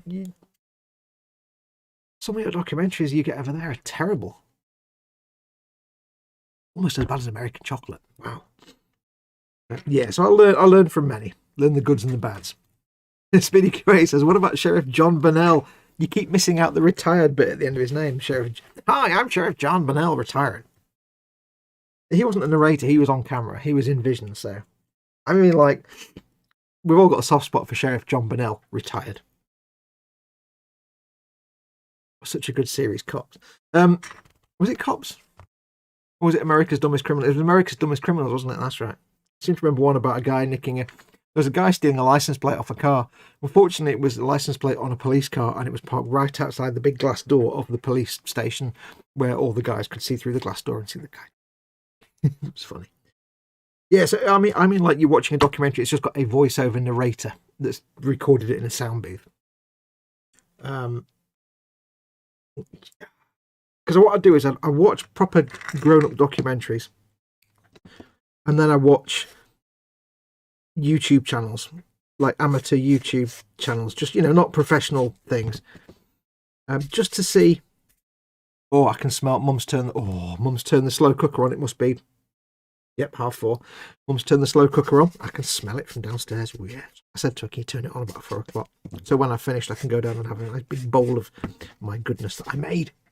Yeah, so I've watched documentaries for it. And if you are looking at... Here's the thing, right? If you're looking at getting into YouTube and doing, like, model making tutorials, the one thing that maybe sets myself and Colin and Ed and Dad and all of us aside from maybe some other YouTubers is that I will always take time out to explain to someone and teach someone to the point of nagging them sometimes. Colin will agree with me and Ted will be the same. To the point of nagging and hassling sometimes. I will always take time out to encourage someone to do what I do. If somebody wants to make YouTube content, that some people would say, but it's in direct competition. I'm like, I don't care. Tiny bit. I don't care that, I could explain stuff to someone who would then go off and do a channel and be 10 times as successful as I am. I'm not that successful. 10 times as, popular and have more and all that kind of stuff. And it's like, you know what? I don't really mind, because at the end of the day, it's more model making content getting out. That's all I care about. It's more ways for people to learn. So I will always happily explain how to do stuff.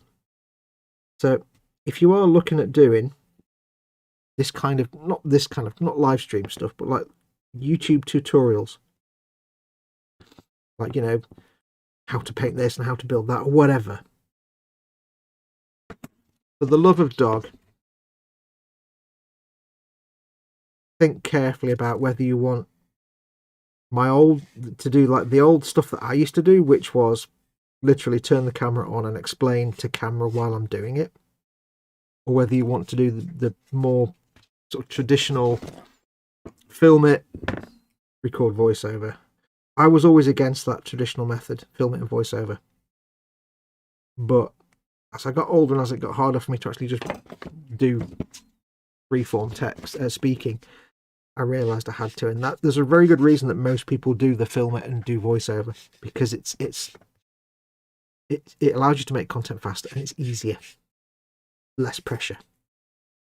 So yeah, if anybody out there is thinking of doing this, YouTube tutorial stuff, please spend time watching not just other YouTubers' stuff. This is what I was about to say before I branched off a little bit. As well as watching proper grown-up television documentaries, I also spent a lot of time just watching other YouTube channels that do tutorial stuff. And not just about this. It could be about anything, about history or science or anything. but where there's explanations and almost documentaries, but on YouTube. And I was comparing, the point of doing that was purely to compare them to the professionals. The professionals and National Geographic and Discovery. Yeah, they're not that great. Just to try and learn what makes a good voiceover. Because my thinking was, I don't know if I'm going to be any good at voiceover-based recording. I think I need to go that way for my own sanity, because I'm really losing the will to live with the filming. It's putting me off doing filming. You'll notice that I started to do a lot of live stream stuff because it was just easier. And I need to know, I don't want to start doing it and realise that I sound like a grumpy 13-year-old trying to read something really badly. I don't want to sound like a 14-year-old who's been forced to read Shakespeare. That's the worst thing you can sound like. So, watching all these both professional and amateur documentaries was just really to take in by osmosis how the big boys do it, how a voiceover should work. Watching the proper grown-up documentaries, the professional things, Carl Sagan's Cosmos, things like that, proper, the Horizon, science documentaries, proper professionally made history documentaries, things like that. Especially history documentaries, like where the historian has one area of history they focus on because they have a passion for it and they make it interesting. What makes it good?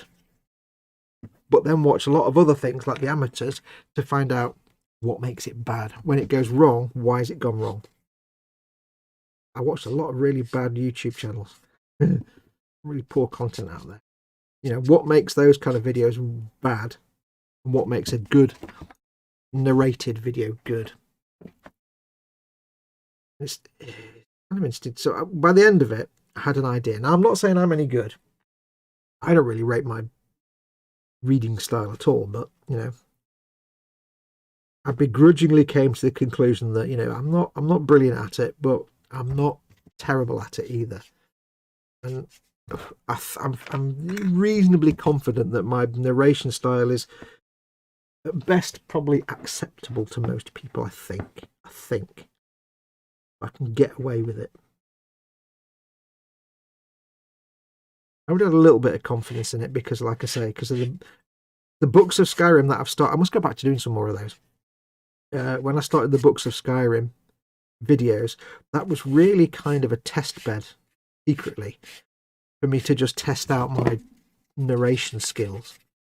Because narrating a video is one thing, Next, I took this paint and I painted it on this thing and we did this. That's just me saying what I did, and that's one thing. To actually read a book or read a story, whole different kettle of fish. So that was kind of a test bed. Now, I will go back to doing more of those.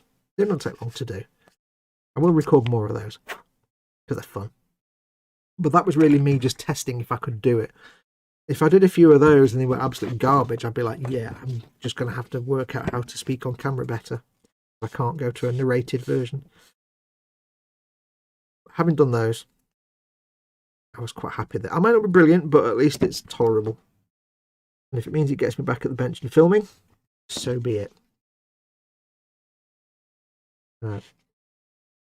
Hopefully now, the mojo coming back. I've been trying different things out with the filming. So I'm kind of in a comfortable place now where I know how to set up the filming. Still film on an iPhone, got an iPhone 6S. I have no intention of spending a fortune on an expensive camera at this point because I can't afford it. But I'm kind of comfortable with the iPhone that gives me decent results for what I need right now. I don't need an expensive camera, thank you. I'm kind of happy with the settings I can use in editing to get it to look all right. I'm kind of happy with audio and everything else, so I think I'm in a good place now. I can get the mojo coming back. I can feel the mojo coming back. Because the whole process of filming was becoming such an albatross around my neck, such a bugbear. It was a major putting off factor. That's what was killing it. Hopefully, that's back now. Now, before we go anywhere, I need to go for a great big wee.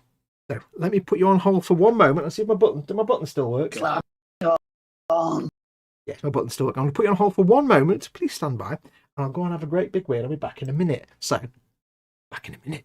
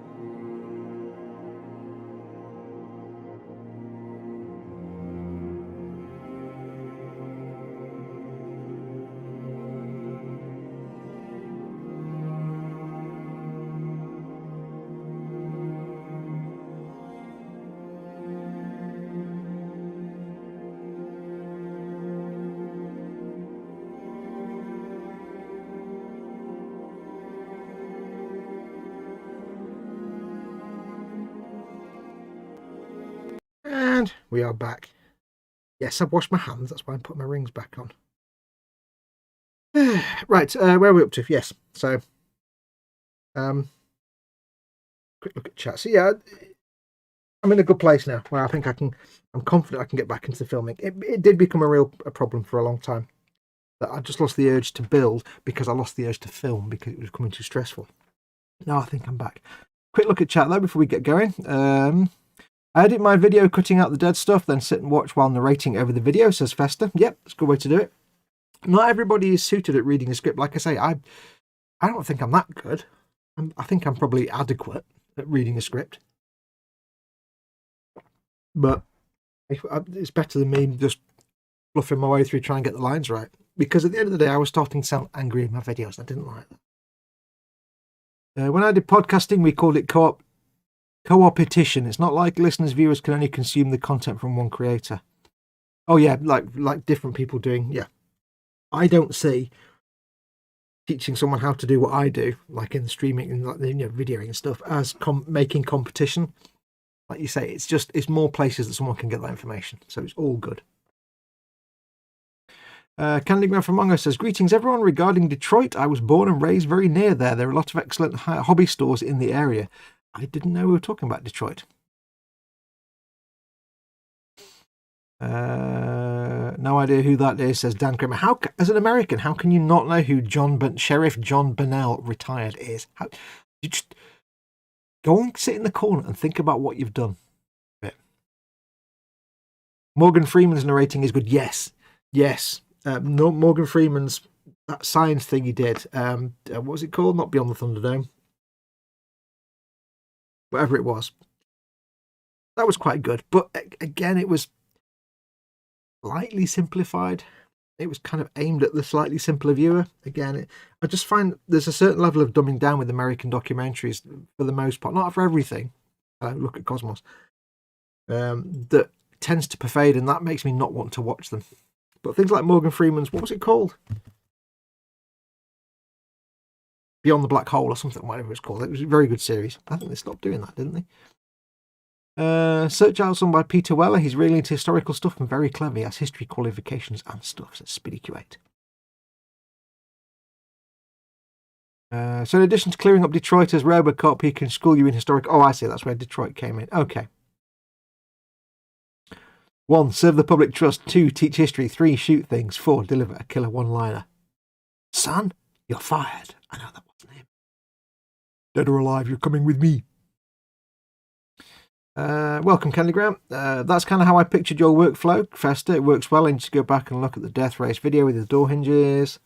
Yeah, Colin, you prefer the kind of just get the video going and talk about what you're doing. That works perfectly for you. I tried that, but I don't know. I can't do that easily. Because I find myself panicking. I've got loads of deads. I don't know. For some reason, that's really difficult for me. Whereas scripting it, I don't know. It's weird. It's weird, isn't it? I think if I'm watching it back and trying to do the talking, I'm forcing myself to sound like I'm doing it at the time of filming, which I don't know what it is. I just find that way. I can't do that. I think it works really well for your videos, though. I think that's better for your videos than the scripted style. I think you work better free flowing than scripted.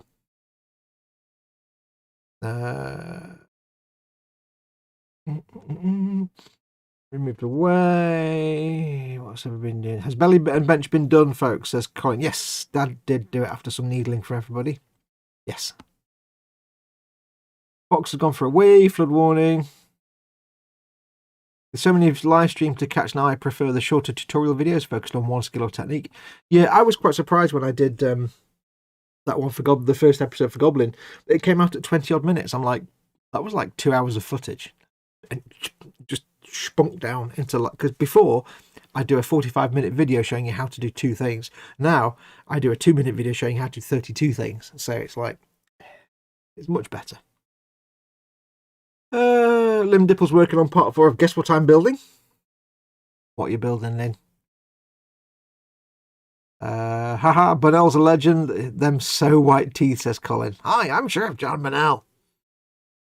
US documentaries are usually lowered in IQ to appeal to a wider audience. I don't. I can see the merits of that, but I also think there are better ways to communicate science to the scientifically illiterate that will interest them. I think if you the thing that frustrates me a lot with a lot of, not all, but a lot of American documentaries that I've had to sit and suffer through is I was watching one, and what was it about? It was about I think it was about like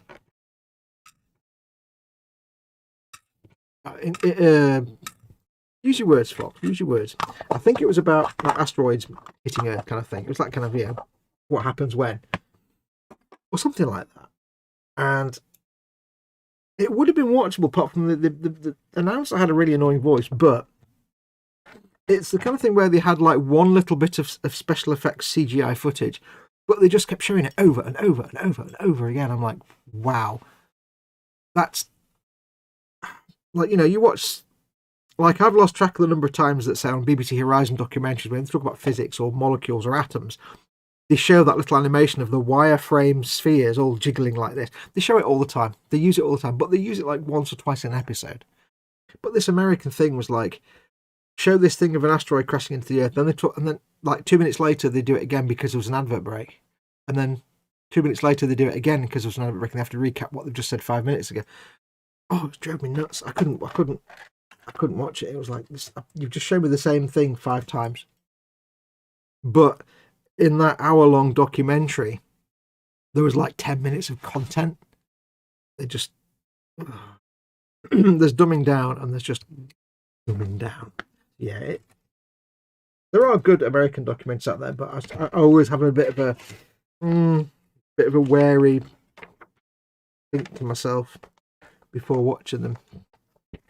They have to work harder to gain my respect, I think. Right, what we've got now? We've got to make a man in a turret. Nim says, mostly because those of us who are actually interested in the material have been bullied into hiding that fact, says Nim. Yeah. I find a similar thing with the USA comedy remakes. They seem to lose all subtlety and really drive home the jokes. Yeah, it's just a different way of doing things, I suppose. Nothing. I mean, I'm sounding like I'm being quite critical, I suppose. Yes, I am really, but at the same time, different audience, different way of. I suppose you can't knock someone for trying to make it more accessible to more people, but it is kind of a sad state of affairs. Let's just say that. Right. Now I've given some flat. I'm going to have flamers as the sponson weapons, so it seems only right that my dude in the turret has a bolter, because of course he has a bolter. Because it's bolters all the way down. We get 2 turrets for some reason. How do we get? Because there are 2 turrets. Okay, that would make perfect sense. Oh, I can have a little man's popping his head out. Oh, I see. I get it. So I can have a wee little fella sticking out here, and a little man popping his head out, and the driver's cupola here, or a missile launcher of some sort. I'm never one to turn down painting a little wee fella. There's one thing that surprised me most about getting into Warhammer. It's that I never would have thought for 1 minute that I had any figure painting skills. And that was my worst fear. Making any model, before I did Warhammer, making any model, my fear was, oh God, I don't want to paint the dude. I don't want to paint the figure that comes with it. Now, I'm like, yeah, it's got 5 dudes, yay. Kick ass. I get to paint them all. So these 2 bolters. Barrels to drill here. This will slow down the production somewhat. Yeah, I don't mean to sound like I'm sort of ragging on American TV, because, you know, but it is a shame when they produce such great content that they can produce such lackluster content to cater for the lowest common denominator. And like Nim says, you know, she says we kind of have to hide our liking of such subjects. That's a sad statement. If that's the state of your society, that people with interest in science or anything like that, they just have to kind of hide it. That's a very sad thing to have to say. Right, now we need a dude. We want the dude. We want... Okay, we literally have 2 dudes, 2 heads, and that's it. If you want the driver to not have it, to have his helmet on, that's not going to happen. Okay. Shoulder pad. I think the other dude is literally just a head. Is he? Oh no, he's got a bit of a body. Yeah, there's one dude, you've got a little top of his torso there, and then it's just a head. He's bombs. There you go. Done. No pauldrons for him. Pauldrons? You don't need no stinking pauldrons.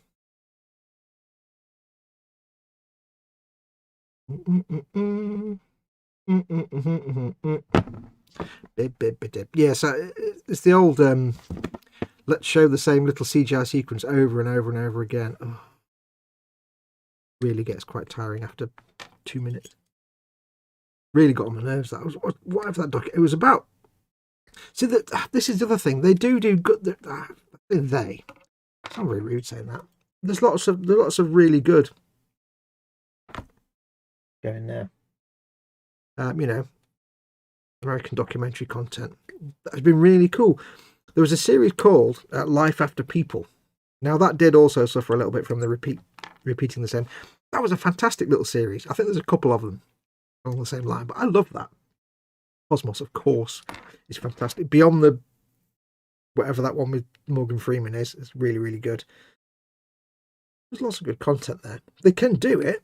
You know, the American program makers can make good, exciting, interesting content. They just make a lot of dross as well. There we want. He's got that one. He's got a little bit of a turrety bit. We have 2 doors, 2 guns, 2 pauldrons, 2 arms. We need his lower parts, matron, which is that one. And I think that's everything for him, isn't it? It's him.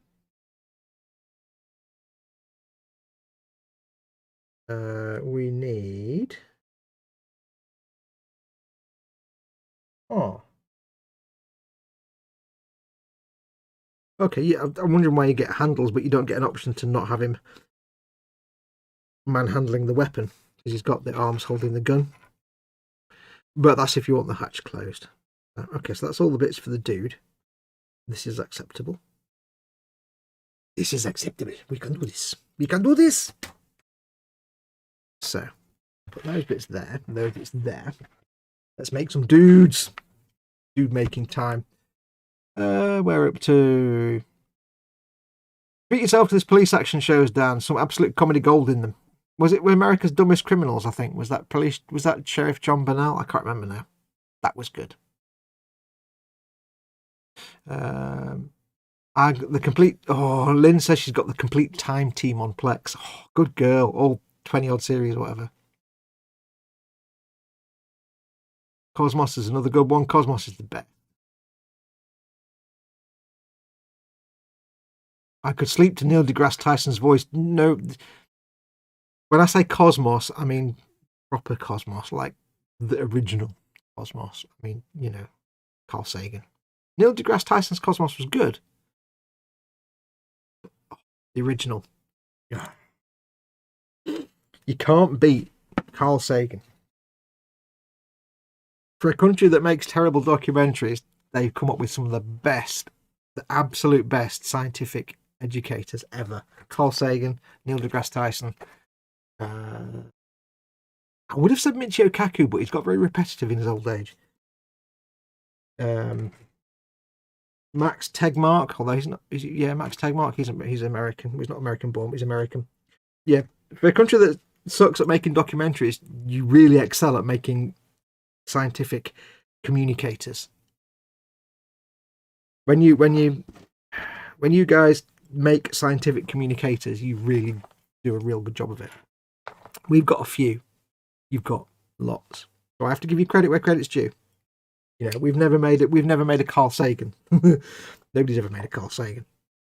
Right, so we've got to make this bit. If you wish to make an apple pie from scratch, you must first invent the universe.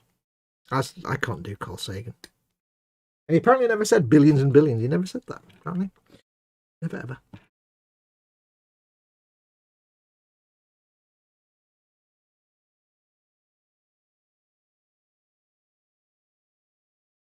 The Earth is the shore cosmic ocean.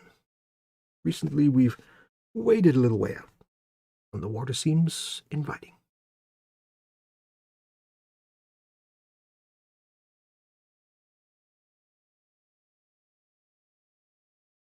I love Cosmos is so good. I could just sit, right, this sounds silly, I could just sit and listen to Carl Sagan say Eratosthenes or Hypatia over and over again, even though the whole thing they did with the Alexandria Library was a bit historically inaccurate. I wish I could do a good Carl Sagan voice. Carl Sagan has to be just the best science communicator ever. Regardless of the science content, his ability to communicate. I mean, look at Cosmos. Cosmos, the original Cosmos, is absolutely the pinnacle of explaining science concepts in such a way that it's engaging and engrossing, but also accessible to the stupidest of people. You know, you look at some modern documentaries, not just American. I mean, everybody makes bad documentaries. You look at some modern documentaries where they've had to cater. They say they're catering to the lowest common denominator. It's like, I'm sorry, go and watch Cosmos.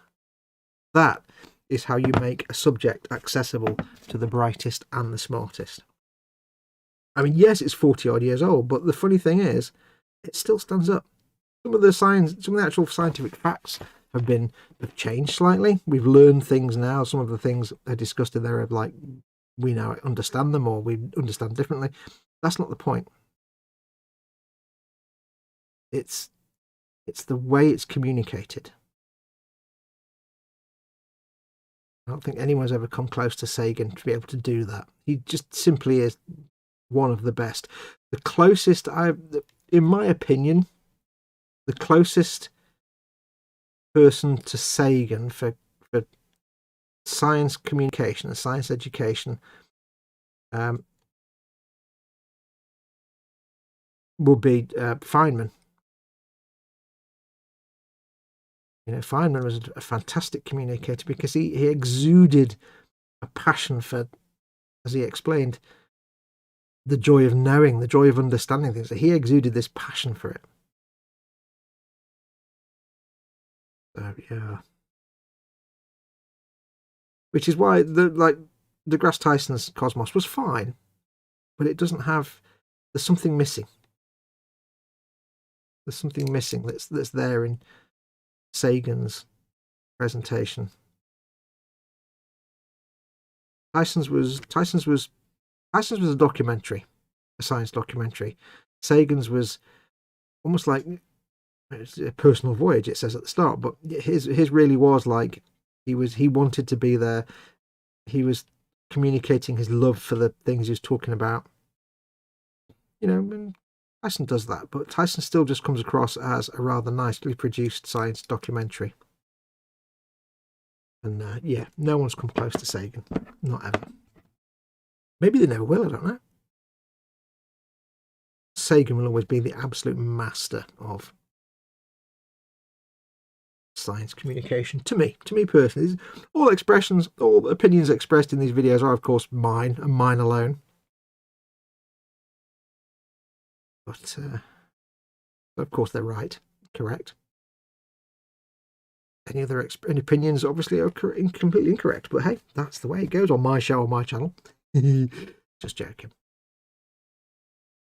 I could sit and watch Carl Sagan talk about anything. I mean, Carl Sagan could literally talk about pencils, and it'd be the best thing ever. Watching Sagan, if you've never watched the original Cosmos, and you want just a taste of it, when you get a chance, go on YouTube and look up Carl Sagan talking about Flatland. as that was a little tiny segment from one episode of the original Cosmos. And it's just the way he explains it, the way he talks about the characters in a little flatland simulation. You know, little flatland, little flat triangle going about his flat business. Just the way he words it, it's just adorable. Look at chat. Oi Fox says Mayhem. The Fappen cell phone holder on your Amazon store, is that pretty decent to use? You mean this one, the one that's like that, like a big claw where it does that? That's what I've got this camera on. You just hang on. You mean one of those? Is it that one? That just happens to be my other one that I use to mount my camera, which is my old iPhone 6S. Yeah, brilliant. I love it. If it's that one, yes. Great. I've got about 4 of them because I broke a couple of them once by getting a bit handy with them. Yeah, they're really good.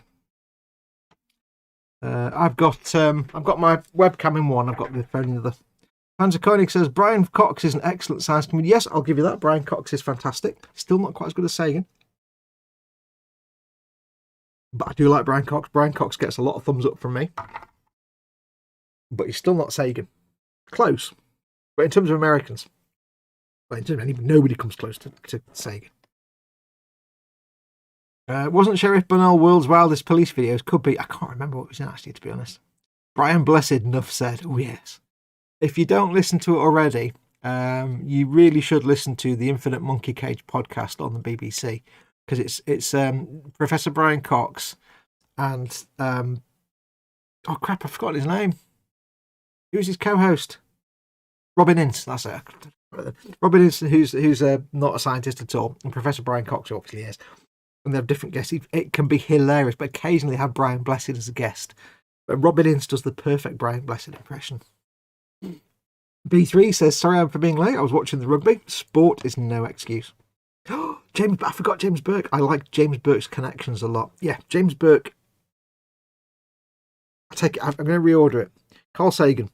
Absolutely the best science communicator ever. No one comes close. Second to Carl Sagan, I'm going to say James Burke. In connections. And maybe connections too, but connections, the original connections. James Burke, I loved his presentation style. He was a bit more, especially if you look at James Burke at the time of British documentaries as well. Look at James Burke in context of British science programming. James Burke was a breath of fresh air, although it was a kind of American series in a lot of ways. He was a breath of fresh air because his style was very relaxed. And at the time, now I know Connections was actually an American series, but just as a presenter and being British, his style was kind of, in a way, revolutionary. Because up until then, British science presenters were kind of really boring instead. And here's this guy using slangy terms. And it just goes to show, with Connections being an American series, I think, if I remember rightly, you guys used to be able to make good science and educational documentary content. Yeah, I don't know. Yeah, James Burke could be second, then Richard Feynman.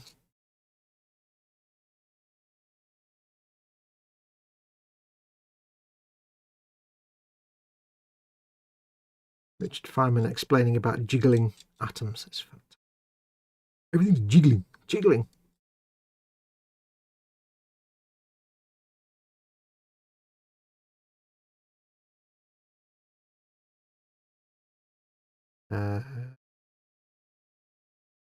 Plus, Richard Feynman is also kind of a legend anyway.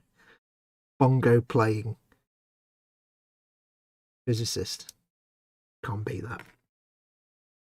Yes, James Burke. I can't believe I forgot James Burke. I actually rewatched Connections, I think, last year. Because I hadn't seen it since I was a kid. Was it an American production? I can't remember now. Anyway, yeah, I hadn't seen Connections since I was a kid, so I actually found it and watched it last year. I watched Connections, which was great. I watched Connections 2, which was a bit 1990s. It was a bit... it wasn't as good. The thing that made Connections and this is the thing that made Connections and Cosmos stand out in a lot of ways was the fact that they had the live action sequences with actors to recreate historical things happening, which in British science and historical programming, that's never been heard of, especially in Cosmos. You know, it'd present to camera for a few minutes, talk about a concept, then it would cut to Sagan doing voiceover, and you'd have a scene being acted out by actors, obviously, and he'd be talking about, you know, Copernicus or whatever, Galileo or something. And you'd get, there wouldn't be known actors, they'd be on people you'd never heard of. And it just kind of made it come to life. And then it'd go back to, you know, Sagan talking about it. And James Burke did the same thing. But James Burke's put a bit more humour into it. So I watched Connections, and Connections 2 was all right. Connections 2 wasn't as good, it was a bit 1990s. And I found a few other videos that he did. One of them was about the brain, and it wasn't very good at all. It was really kind of cheesy. He did there's something he did after Connections that was a little series, but he had the same safari suit. It was the same safari jacket, and I was like, oh wow, really? And I remember reading an interview once where somebody actually asked him what was the highlight of filming like Connections and stuff, and the thing he did after it, and he went, the best thing about doing Connections was when I got to, and the series that came after it was when I got to burn the safari jacket and the safari, because he had like a safari jacket and flared trousers, a kind of cream coloured suit, safari jacket. And he said the best thing was burning that outfit. He's you'd see him now giving lectures, and he's still quite a funny and humorous speaker, James Burke. Still going strong. He's in the 80s by now, though. I don't know how old he is. He's an old man by now, though. Look at chat.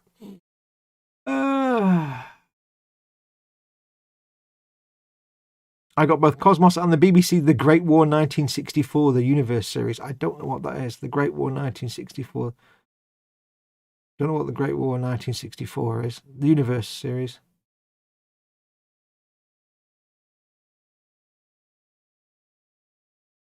Leonard Nimoy for science and science fiction. Vincent Price Farrar. The thing is that Leonard Nimoy did that series in the 70s, didn't he, with the Amazing whatever it was, and apparently it was a lot of pseudoscience and rubbish. Did he do proper actual science programs as well, though?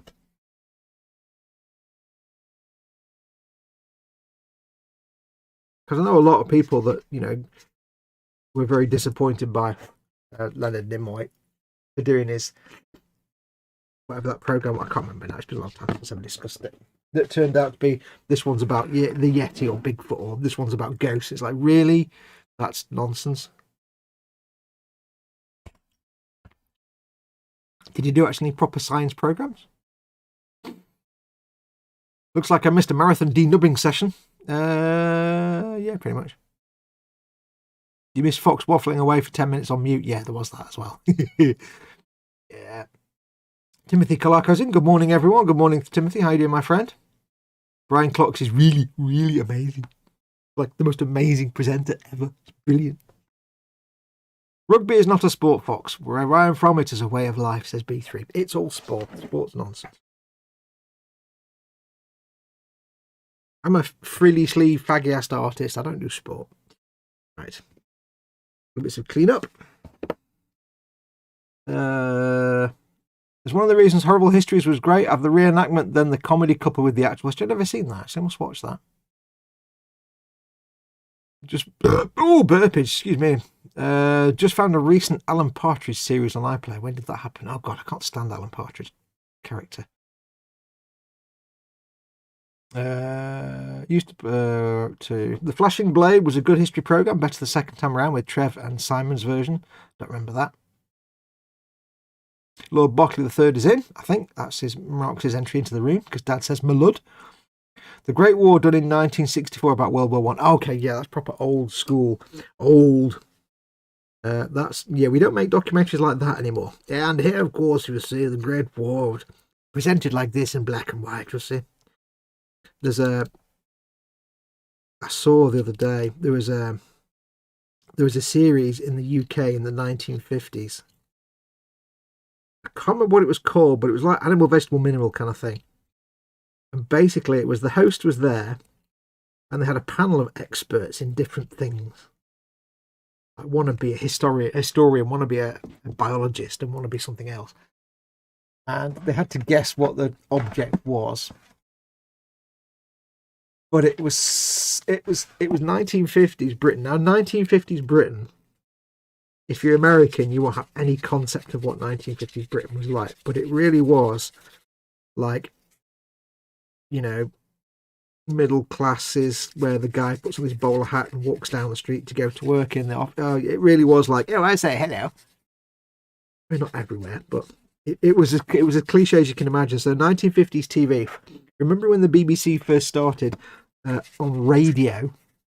You know, like when the BBC first started doing radio broadcasts, the people on the radio had to wear a tuxedo and a dinner jacket and a bow tie because they were being presentable on the radio. Yeah, that kind of kept going till about the 1950s, late 50s, early 60s. That whole ethos of British upper and middle class.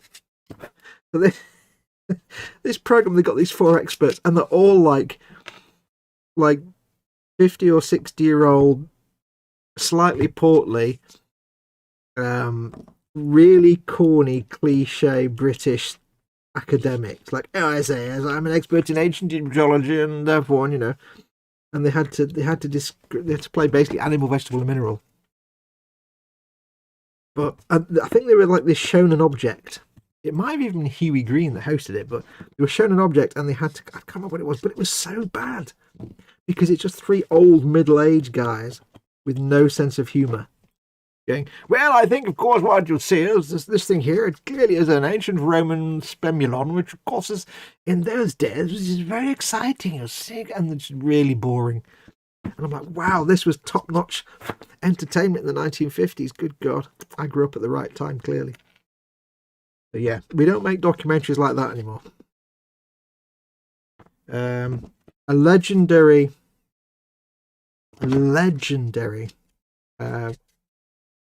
documentary series from Britain would be The World at War. And that, again, that was late 70s, early 80s, I think. And by modern standards, it's a bit squishy, a bit lumpy. It had Laurence Olivier, I think, if I remember rightly, narrating it. It was the old days, all the black and white war footage and stuff. But that was a legendary British documentary series.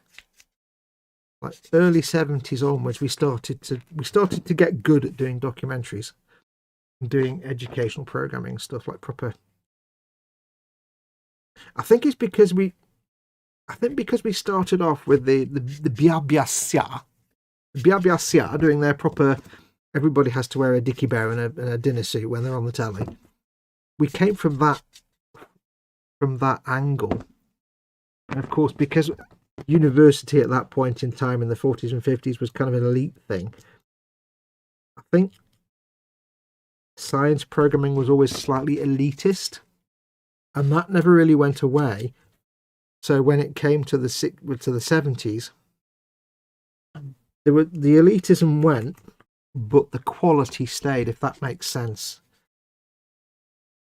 We got rid of the men wearing their tuxedos to explain about ancient Babylonian whatever, but we didn't suddenly start dumbing it down for the masses. When they started making it for the masses, they just meant that they had a more relaxed style. So you get the classic series in the late 60s, I think it was, Civilizations, with that guy whose name I can't remember. That was the start of it becoming less formal. Formal's the word I'm looking for.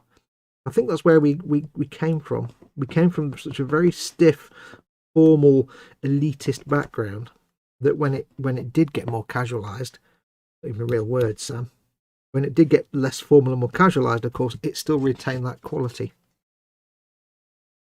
just without the tuxedos and dinner jackets. And people stop talking like that. You see, nobody talk like this anymore.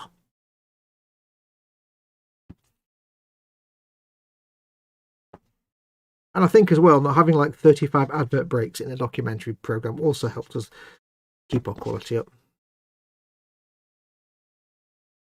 You get all these people prattling on about the license fee, and nowadays, like, oh, we should ban the license fee. It's like, what do you want? Do you want adverts on the BBC all the time? Because you know what? That's why I don't watch any other channels. Because I can't be doing with adverts. They don't think about that. People that prattle on about getting rid of the license fee.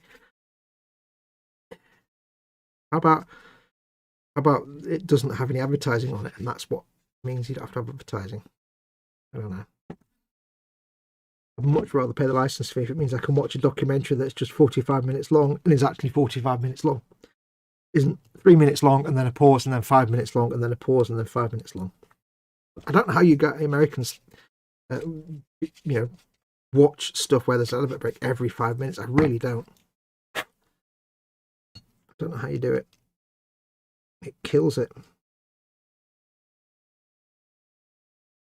for me completely. So yeah.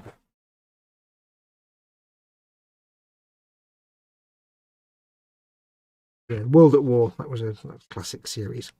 There's been loads of good stuff. We made a crap series as well. Don't forget, we've got things like documentaries on Channel 5. Jesus Christ! For a while, Channel 4 was a good competitor for BBC for science programming. And then we got the crap channels like Channel 5, who just make programs. Well, Channel 4 then went downhill and went from actual intelligent programming to My Fat Girlfriend, or whatever series they make at the time. They went into the crappy reality kind of programming, and it just became dross. ITV never really had the actual intelligent programming anyway. Yeah, we have our fair share. I'm not going to deny we have our fair share of crap over here. But when we put our mind to it, we can make something half decent.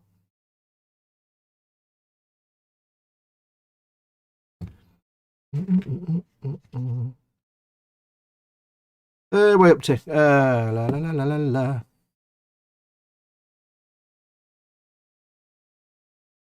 I like that sort of thing, the Mr. Chumley Warner. I remember my dad. My dad was a cameraman for like 40 odd years, television cameraman.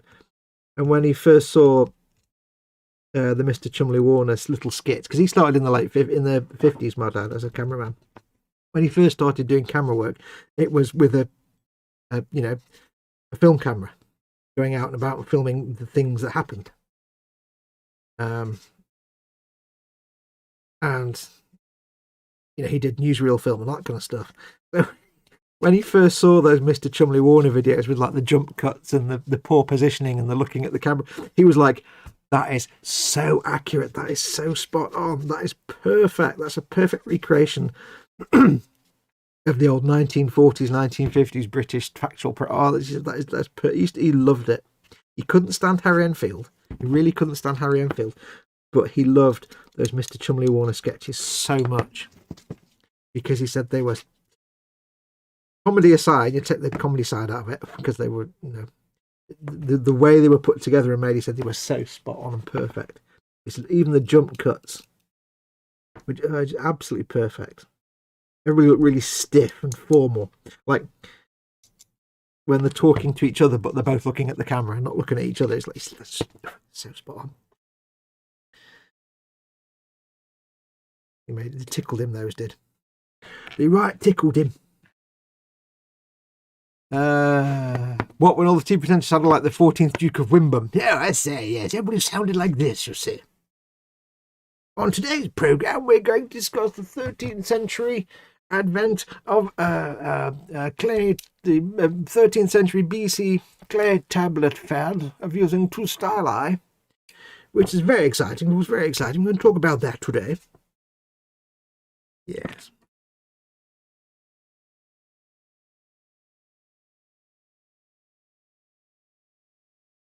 Afternoon all, boy. I'll start again. Afternoon all. Boy, did I oversleep, says Muse. Welcome, Muse. That veered from 1950s presenter to Eddie Izzard. It did a bit, didn't it? Sorry. Do they have a flag? They want tea. Planet Earth, the Blue Planet series. Yep, very good. You can't go wrong with David Attenborough. Can't go wrong with the Attenborough.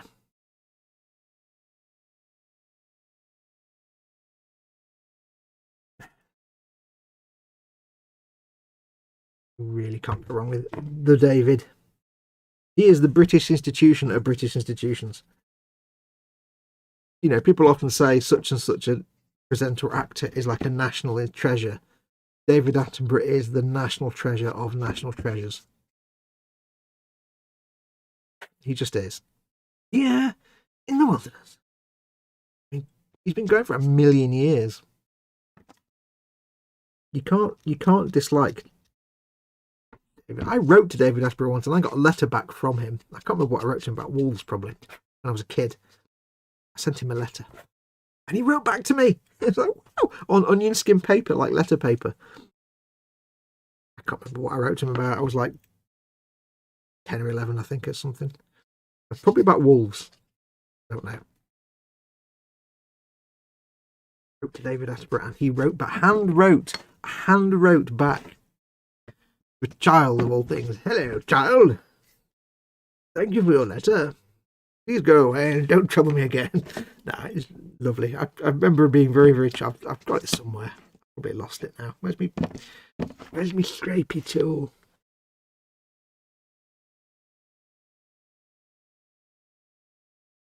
Do.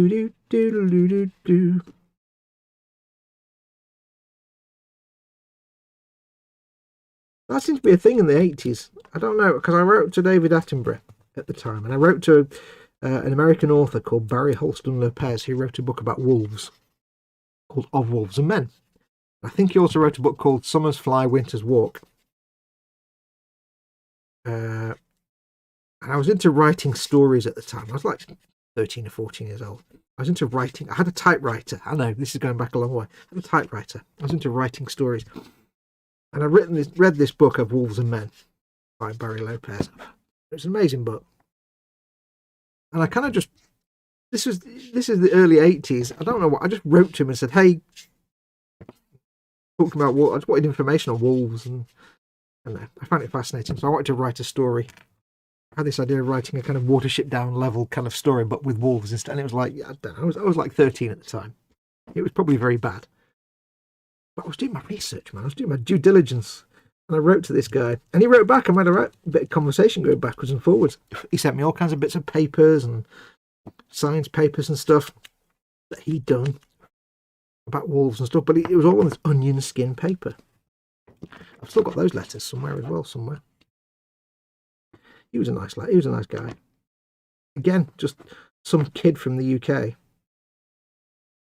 And here he is writing these wonderful handwritten letters back, giving me information and stuff, packing the envelopes with loads of science paperwork and things.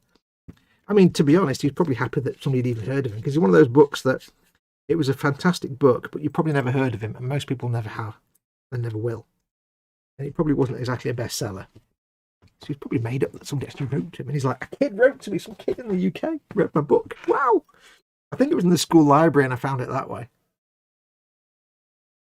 Very good book.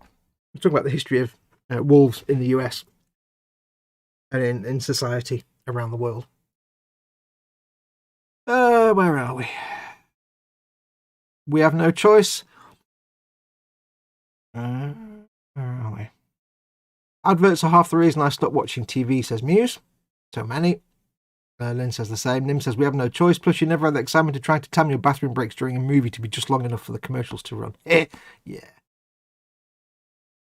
Naked and afraid. Boo-hoo, we can find food while sitting in things they can eat. I don't know what I'm talking about there. I don't watch... I've seen the commercials, and yet I don't watch reality shows. I can't stand reality TV programming. Like, here's 10 people in a scenario. I don't care. Give me science, give me history, give me information stuff. Don't give me reality crap. Either reality crap or phone-in celebrity nonsense, like celebrity dancing on ice with... I don't know. I hate that. I hate all it. It's just low-brow, mouth-breathing television programming. I hate all of it. That's why I don't watch TV. I literally watch...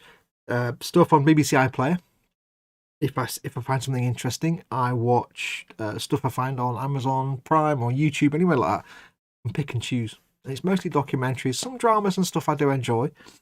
I like various dramas. I love things like Death in Paradise. I love Death in Paradise. I don't know why. I just do. It's great. Loads of stuff I do like, but yeah, reality programming and mouth breather, chav programming. Phone in and vote for your favourite. How about not? How about no? That's why I haven't watched anything on ITV in like 20 years. Dross. I have antenna TV and I get about 6 channels and I mainly watch YouTube and my Plex. Yeah, you're not missing anything, Lynn, trust me. Candygram is in. Welcome, Candygram. I have one letter that I kept. It's a rejection letter from the FA when I applied to be England manager, says Phil East. Yay, cool. I seem to remember writing to Stan Lee as well once.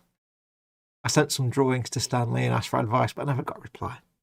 I remember being a little kid and going to the post office and handing over the envelope that was addressed to Stan the Man Lee. I was like 9 or 7 or something. Oh dear, I was an idiot. I like the old black and white movies, 30s to 40s. Oh yeah, golden age of Hollywood. I'm currently watching Death in Paradise now, Fox says Philly. I love Death in Paradise. It's so good. I think it's a shame when Dwayne left, when the Dwayne character left, because Dwayne was fantastic. I do like JP. JP's great. And yeah, I think it's a shame that when Dwayne left there. Need to get Dwayne back. The History Channel was great before they started doing reality shows. Now, yeah, History Channel is just garbage. History Channel and Discovery Channel, they used to be great for history and for science. Now Discovery Channel is the Meg type Shark Week crap and shock, and the History Channel is just like, oh god, I don't even. Programs on UFOs and aliens and just nonsense, and it's like all pseudo-scientific crap, and it's like really. It's like Sci-Fi, that when Sci-Fi Channel rebranded and they started showing wrestling, and it's like, what?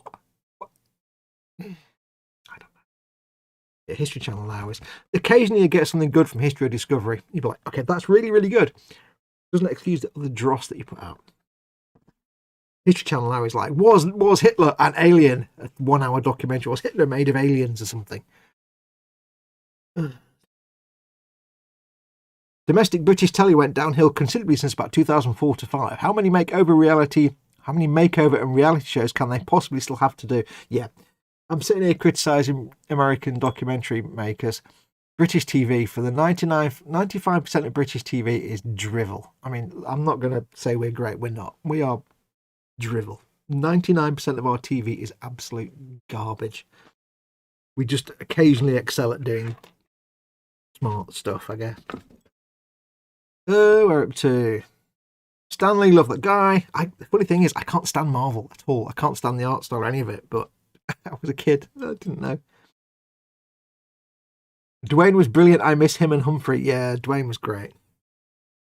At least, if you haven't watched the latest episode, I'm not going to say anything. Episode 10. You might get a little bit of a treat. I was shocked when Guillermo del Toro wrote me back from an email I sent after the first Hellboy came out. I've actually had a conversation with not only Wendy Carlos on email many years ago, but also Robert Moog. I mailed Robert Moog and said, dude, can I use the Moog logo for an album cover? And he went, absolutely, you can. Go for it. I'm like, wow, brilliant. And then that PC died many years ago. Going back about 20 years now. Unfortunately, that PC died and I lost that email account, and then I've lost all those mails now. But yeah, I was a Wendy Carlos. I mailed Robert A. Moog.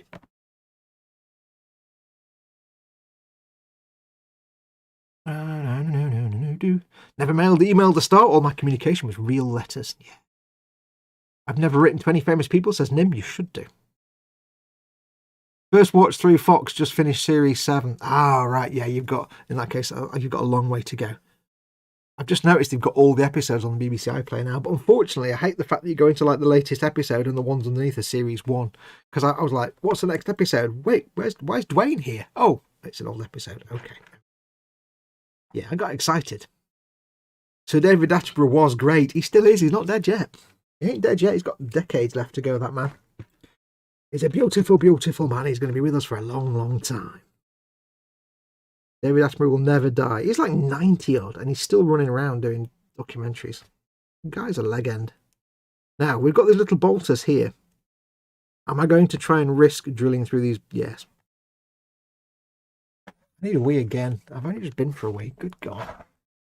Well, we've only got half an hour to go. I'm not going to go for a wee now.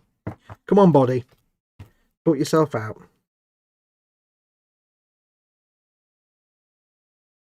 I'm often amused by the bizarre and not in any way helpful duality of the human brain. What I mean by that is, without fail,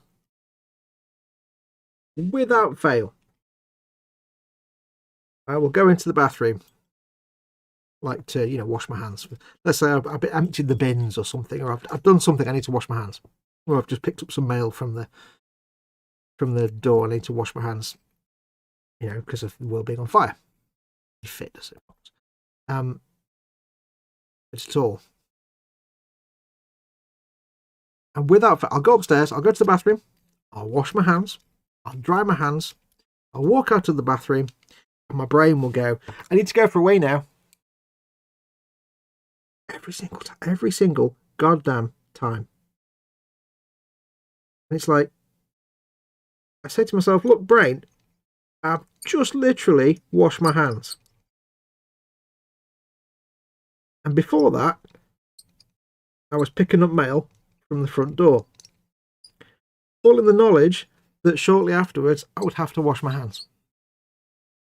Now, at which point, during the bit of picking up mail from the front door, after which I'd have to wash my hands, did you think to yourself, I need to go for a wee, but I'll wait till I've washed my hands, and then I'll have to go for a wee so I can wash my hands again.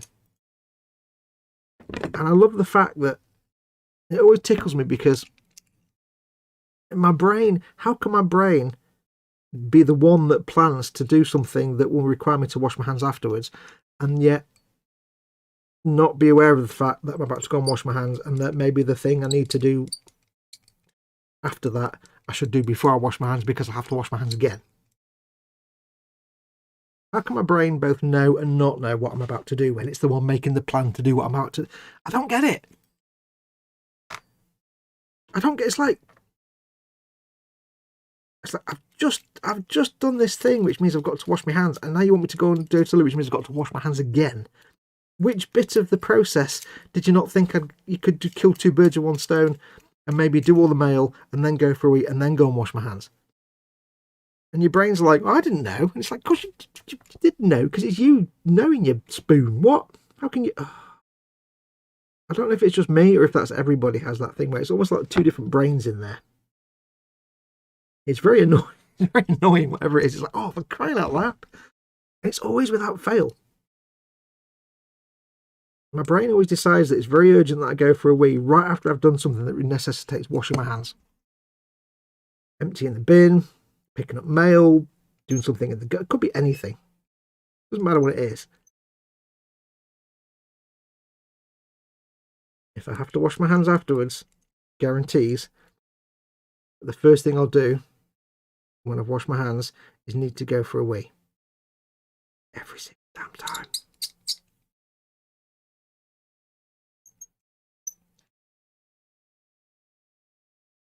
To the point now where I could sit there and go, right, I'm going to go and pick the mail from the front door, brain. Do you need to go for a wee? Should we go before I go and do?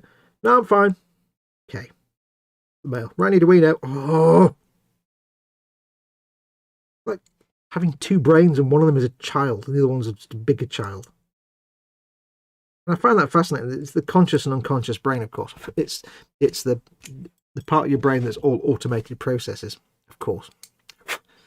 I do know what it is, obviously, but it's just frustrating that the human brain works in such a way that it can be blissfully unaware of what it's actually doing itself. It makes no sense at all. It literally makes no sense. It's like having a self-driving car and building in all the software so it can drive itself here and there. but at the same time, it's also got no idea where it is or where it's going or what it's doing. It just makes no sense. Very frustrating.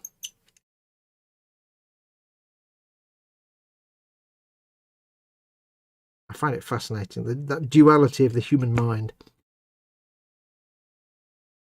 the conscious and unconscious, to run parallel, and yet in many ways perfectly in harmony, and in other ways completely at odds with each other. It's like we've all done that thing where, have you ever done that? Well, we've all done it at some point where we have a choice to do something, like a thing. And you sit there and you think, I could do this, but if I do that, then this bad thing will happen and the consequences will be dire.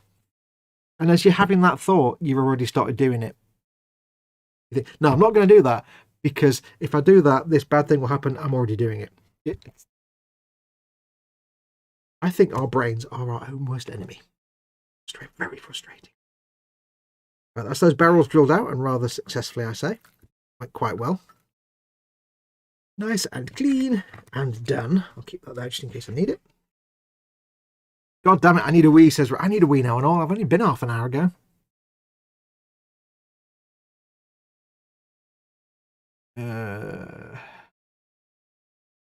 I'm away for some real world stuff. Have a good one, everybody, and see you all later. Take care, Phil. Thanks for coming, my friend, and we'll see you all next week, hopefully, soon. White Fox gluing, lol. I know. Oh, burpilations. And bye, Phil. Safe. I give Fox 5 minutes talking about wee that he'll have to go. I know. Well, the reason I started talking about going for a wee is because I need to go for a wee. I've just been. I've drunk a lot of water today, so I'm very healthy. I drink lots and lots of water. Now, we have to glue this. The trick we've got here, with the 15 minutes we've got left, I need to attach these bolters to this here pintle. It's a real word, pintle, look it up. So they glue together, but they attach there. Now, the trick is, I've got to do it so they do attach, but don't glue in place, because I've got to be able to line up the guy's arms. So I've got to somehow glue this together without gluing it to the pintle, which is a bit fiddly, but not impossible. Right, so that's glued together. Just a touch of glue on the gun itself, just to seep into the gap. I'm not gluing it down there where the joint is, because this is the one thing that I can't stand in Warhammer stuff, is when you have a guy holding the weapon and he's holding the thing like that. His arms is actually holding the handle for the gun, which goes on there. But you've got to glue him in, and you don't know where these arms are going to be on his body, because you can have them angled wherever you want. So you've got to get the angle right. The angle of dangle. It's a while since I've made any old style Space Marines.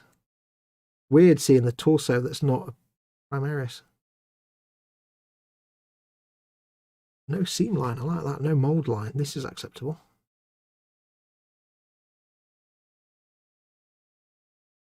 Absolutely no mould line. Perfect. See, you can do it when you want to, a Games Workshop. You can do it if you really want. The only clean up on the torso here was literally to take the nubs off. Get your nubs off. Dum, dum, dum, dum, dum. I have some crazy ideas sometimes. The other day I thought, wouldn't it be fun to just put a little bit of 2-second beatbox loop at the end of every one of my videos, just so people can save them all and build up a collection of little drum loops. Anybody out there that does music will have a collection of drum loops. I used to have when I used to do music and stuff, I had a CD back in the day. I had a CD of like drum loops, hundreds of them. And people will put out CDs of like loops. I think they're called Fruity Loops, I think it was called. All different sort of sound and things you could load into your sampler. This is going back to the 90s.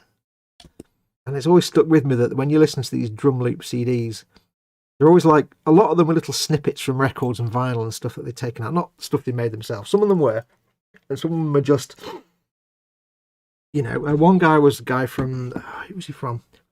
one of the guys from Depeche Mode, or Eurythmics. He'd gone through his record collection, his collection of and just out loads of little Fruity Loops, little bits of drum loop, take them out and clean them up. And they always had like a certain shape, because it'd be like a little bit of a bar. So it'd do a little phrase that would stop, and you could loop it or loop it with other phrases. You basically have this CD that was just an endless stream of like, and then it would just stop, and then the next one come along with a completely different rhythm. I used to love that kind of stuff. It was nonsense. Making up drum loops was great fun. I just had this dumb idea for no reason at all the other day. I thought I should put a little bit of a beatbox drum loop at the end of every single one of my videos. And the Easter egg is that if you put them all together, they'll all be done to be the same tempo, the same beat, beat, so that you can stitch them all together and make like a complete drum track. I don't know why I thought that. Like something at the end of it for gits and shiggles. I don't know. Right, how does this go now? So this needs to go in there. He needs to go in here like that, you see? Glued into place. And then his torso goes over the top. Can his torso go on before? I've got to make sure that his torso and everything's lined up. I don't want his torso facing one way and then, because that would just be dumb. I've also got to be able to get his arms on quickly. So let's get the fat glue. Let's get rid of this sanding pad. Fat glue, you say? Let's attach some fat glue. We're gluing the torso on here, so I'm going to use fat glue because I need it to be not exactly fast setting. Also loosely attached. That will fit through there. You can sit like that. Then there's the bolter. I'll get some glue on here. Just run it into the gap. The thin glue. Run it quickly into the gap. Just to give it enough to stick a little bit. And I can very quickly line up so his arms and torso will be lined up with the bolter, roughly. As long as he's roughly straight, we should be all right. I think. I hope.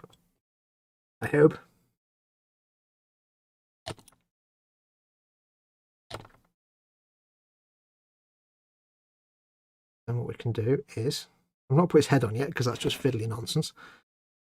Line him up a little bit because he's not quite straight.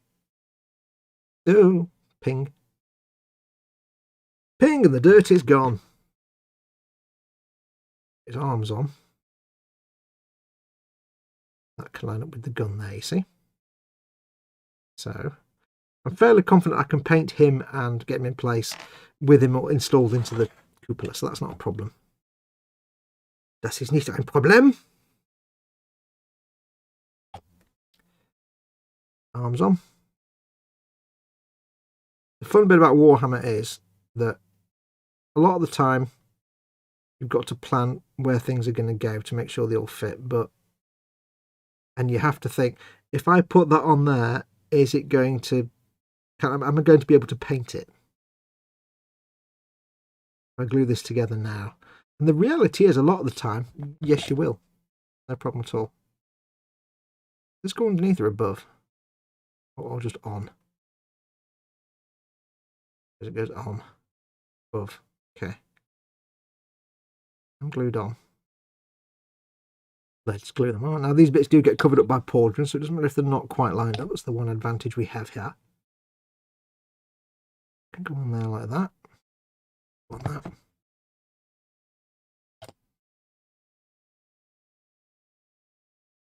I need the arms to stay on, but I also need the this is the trick. I want the arms to be at a certain height, but they need to stay on when the gun's on top because the gun presses down on it. And that's the problem. So if I just put that gun there for a minute and leave it, get his arms glued on. His arms are in about the right place. And we can go for the pauldrons, which are there. Pauldrons will also help keep things on. So we'll get the fat glue again.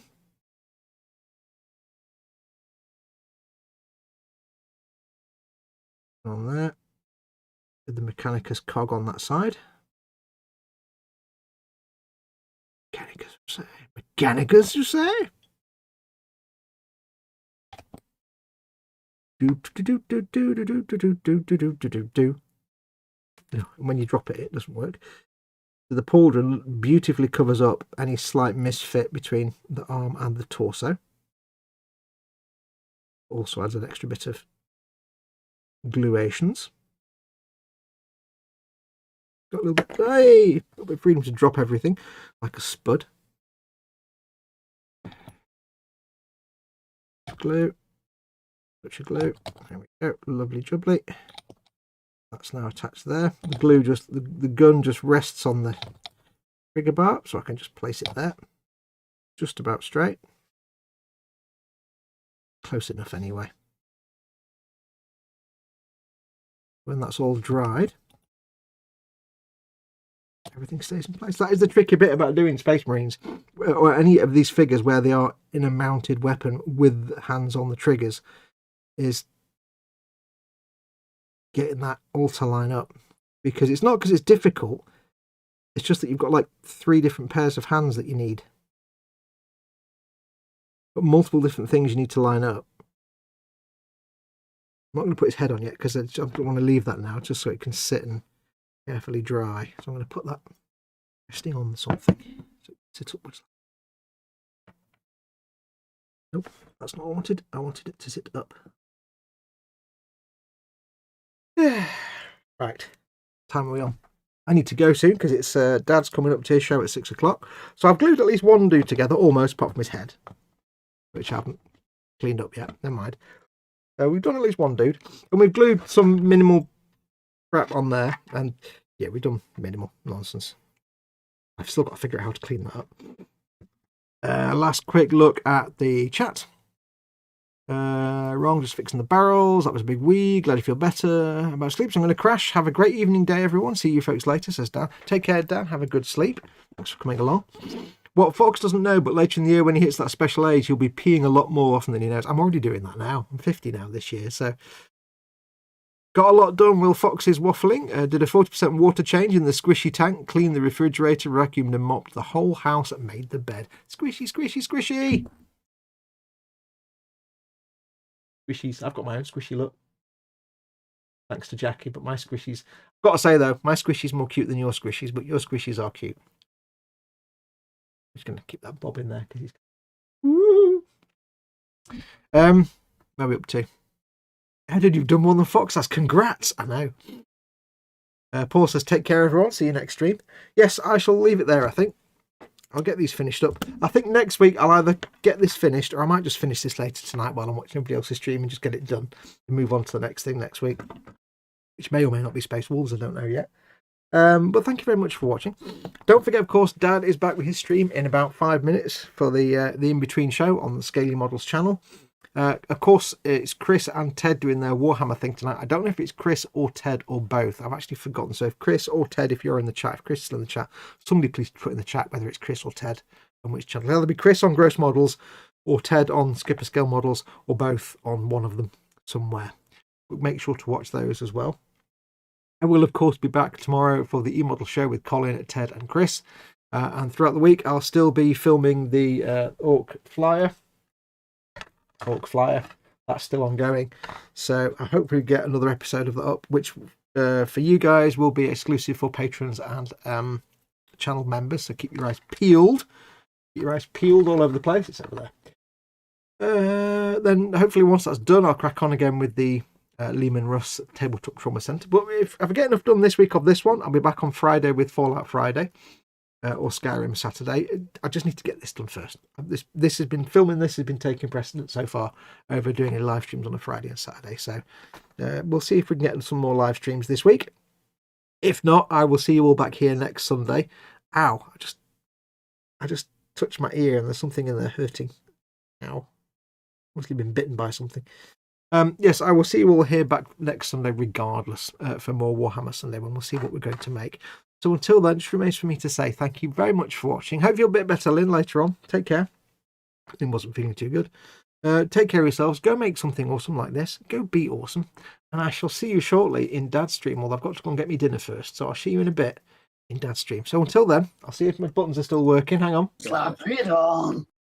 Yeah, buttons are still working. Take care of yourselves. Go make something awesome. Go be awesome. And until next time. And there it is. Adios, amoebas. Rattling. It's rattling.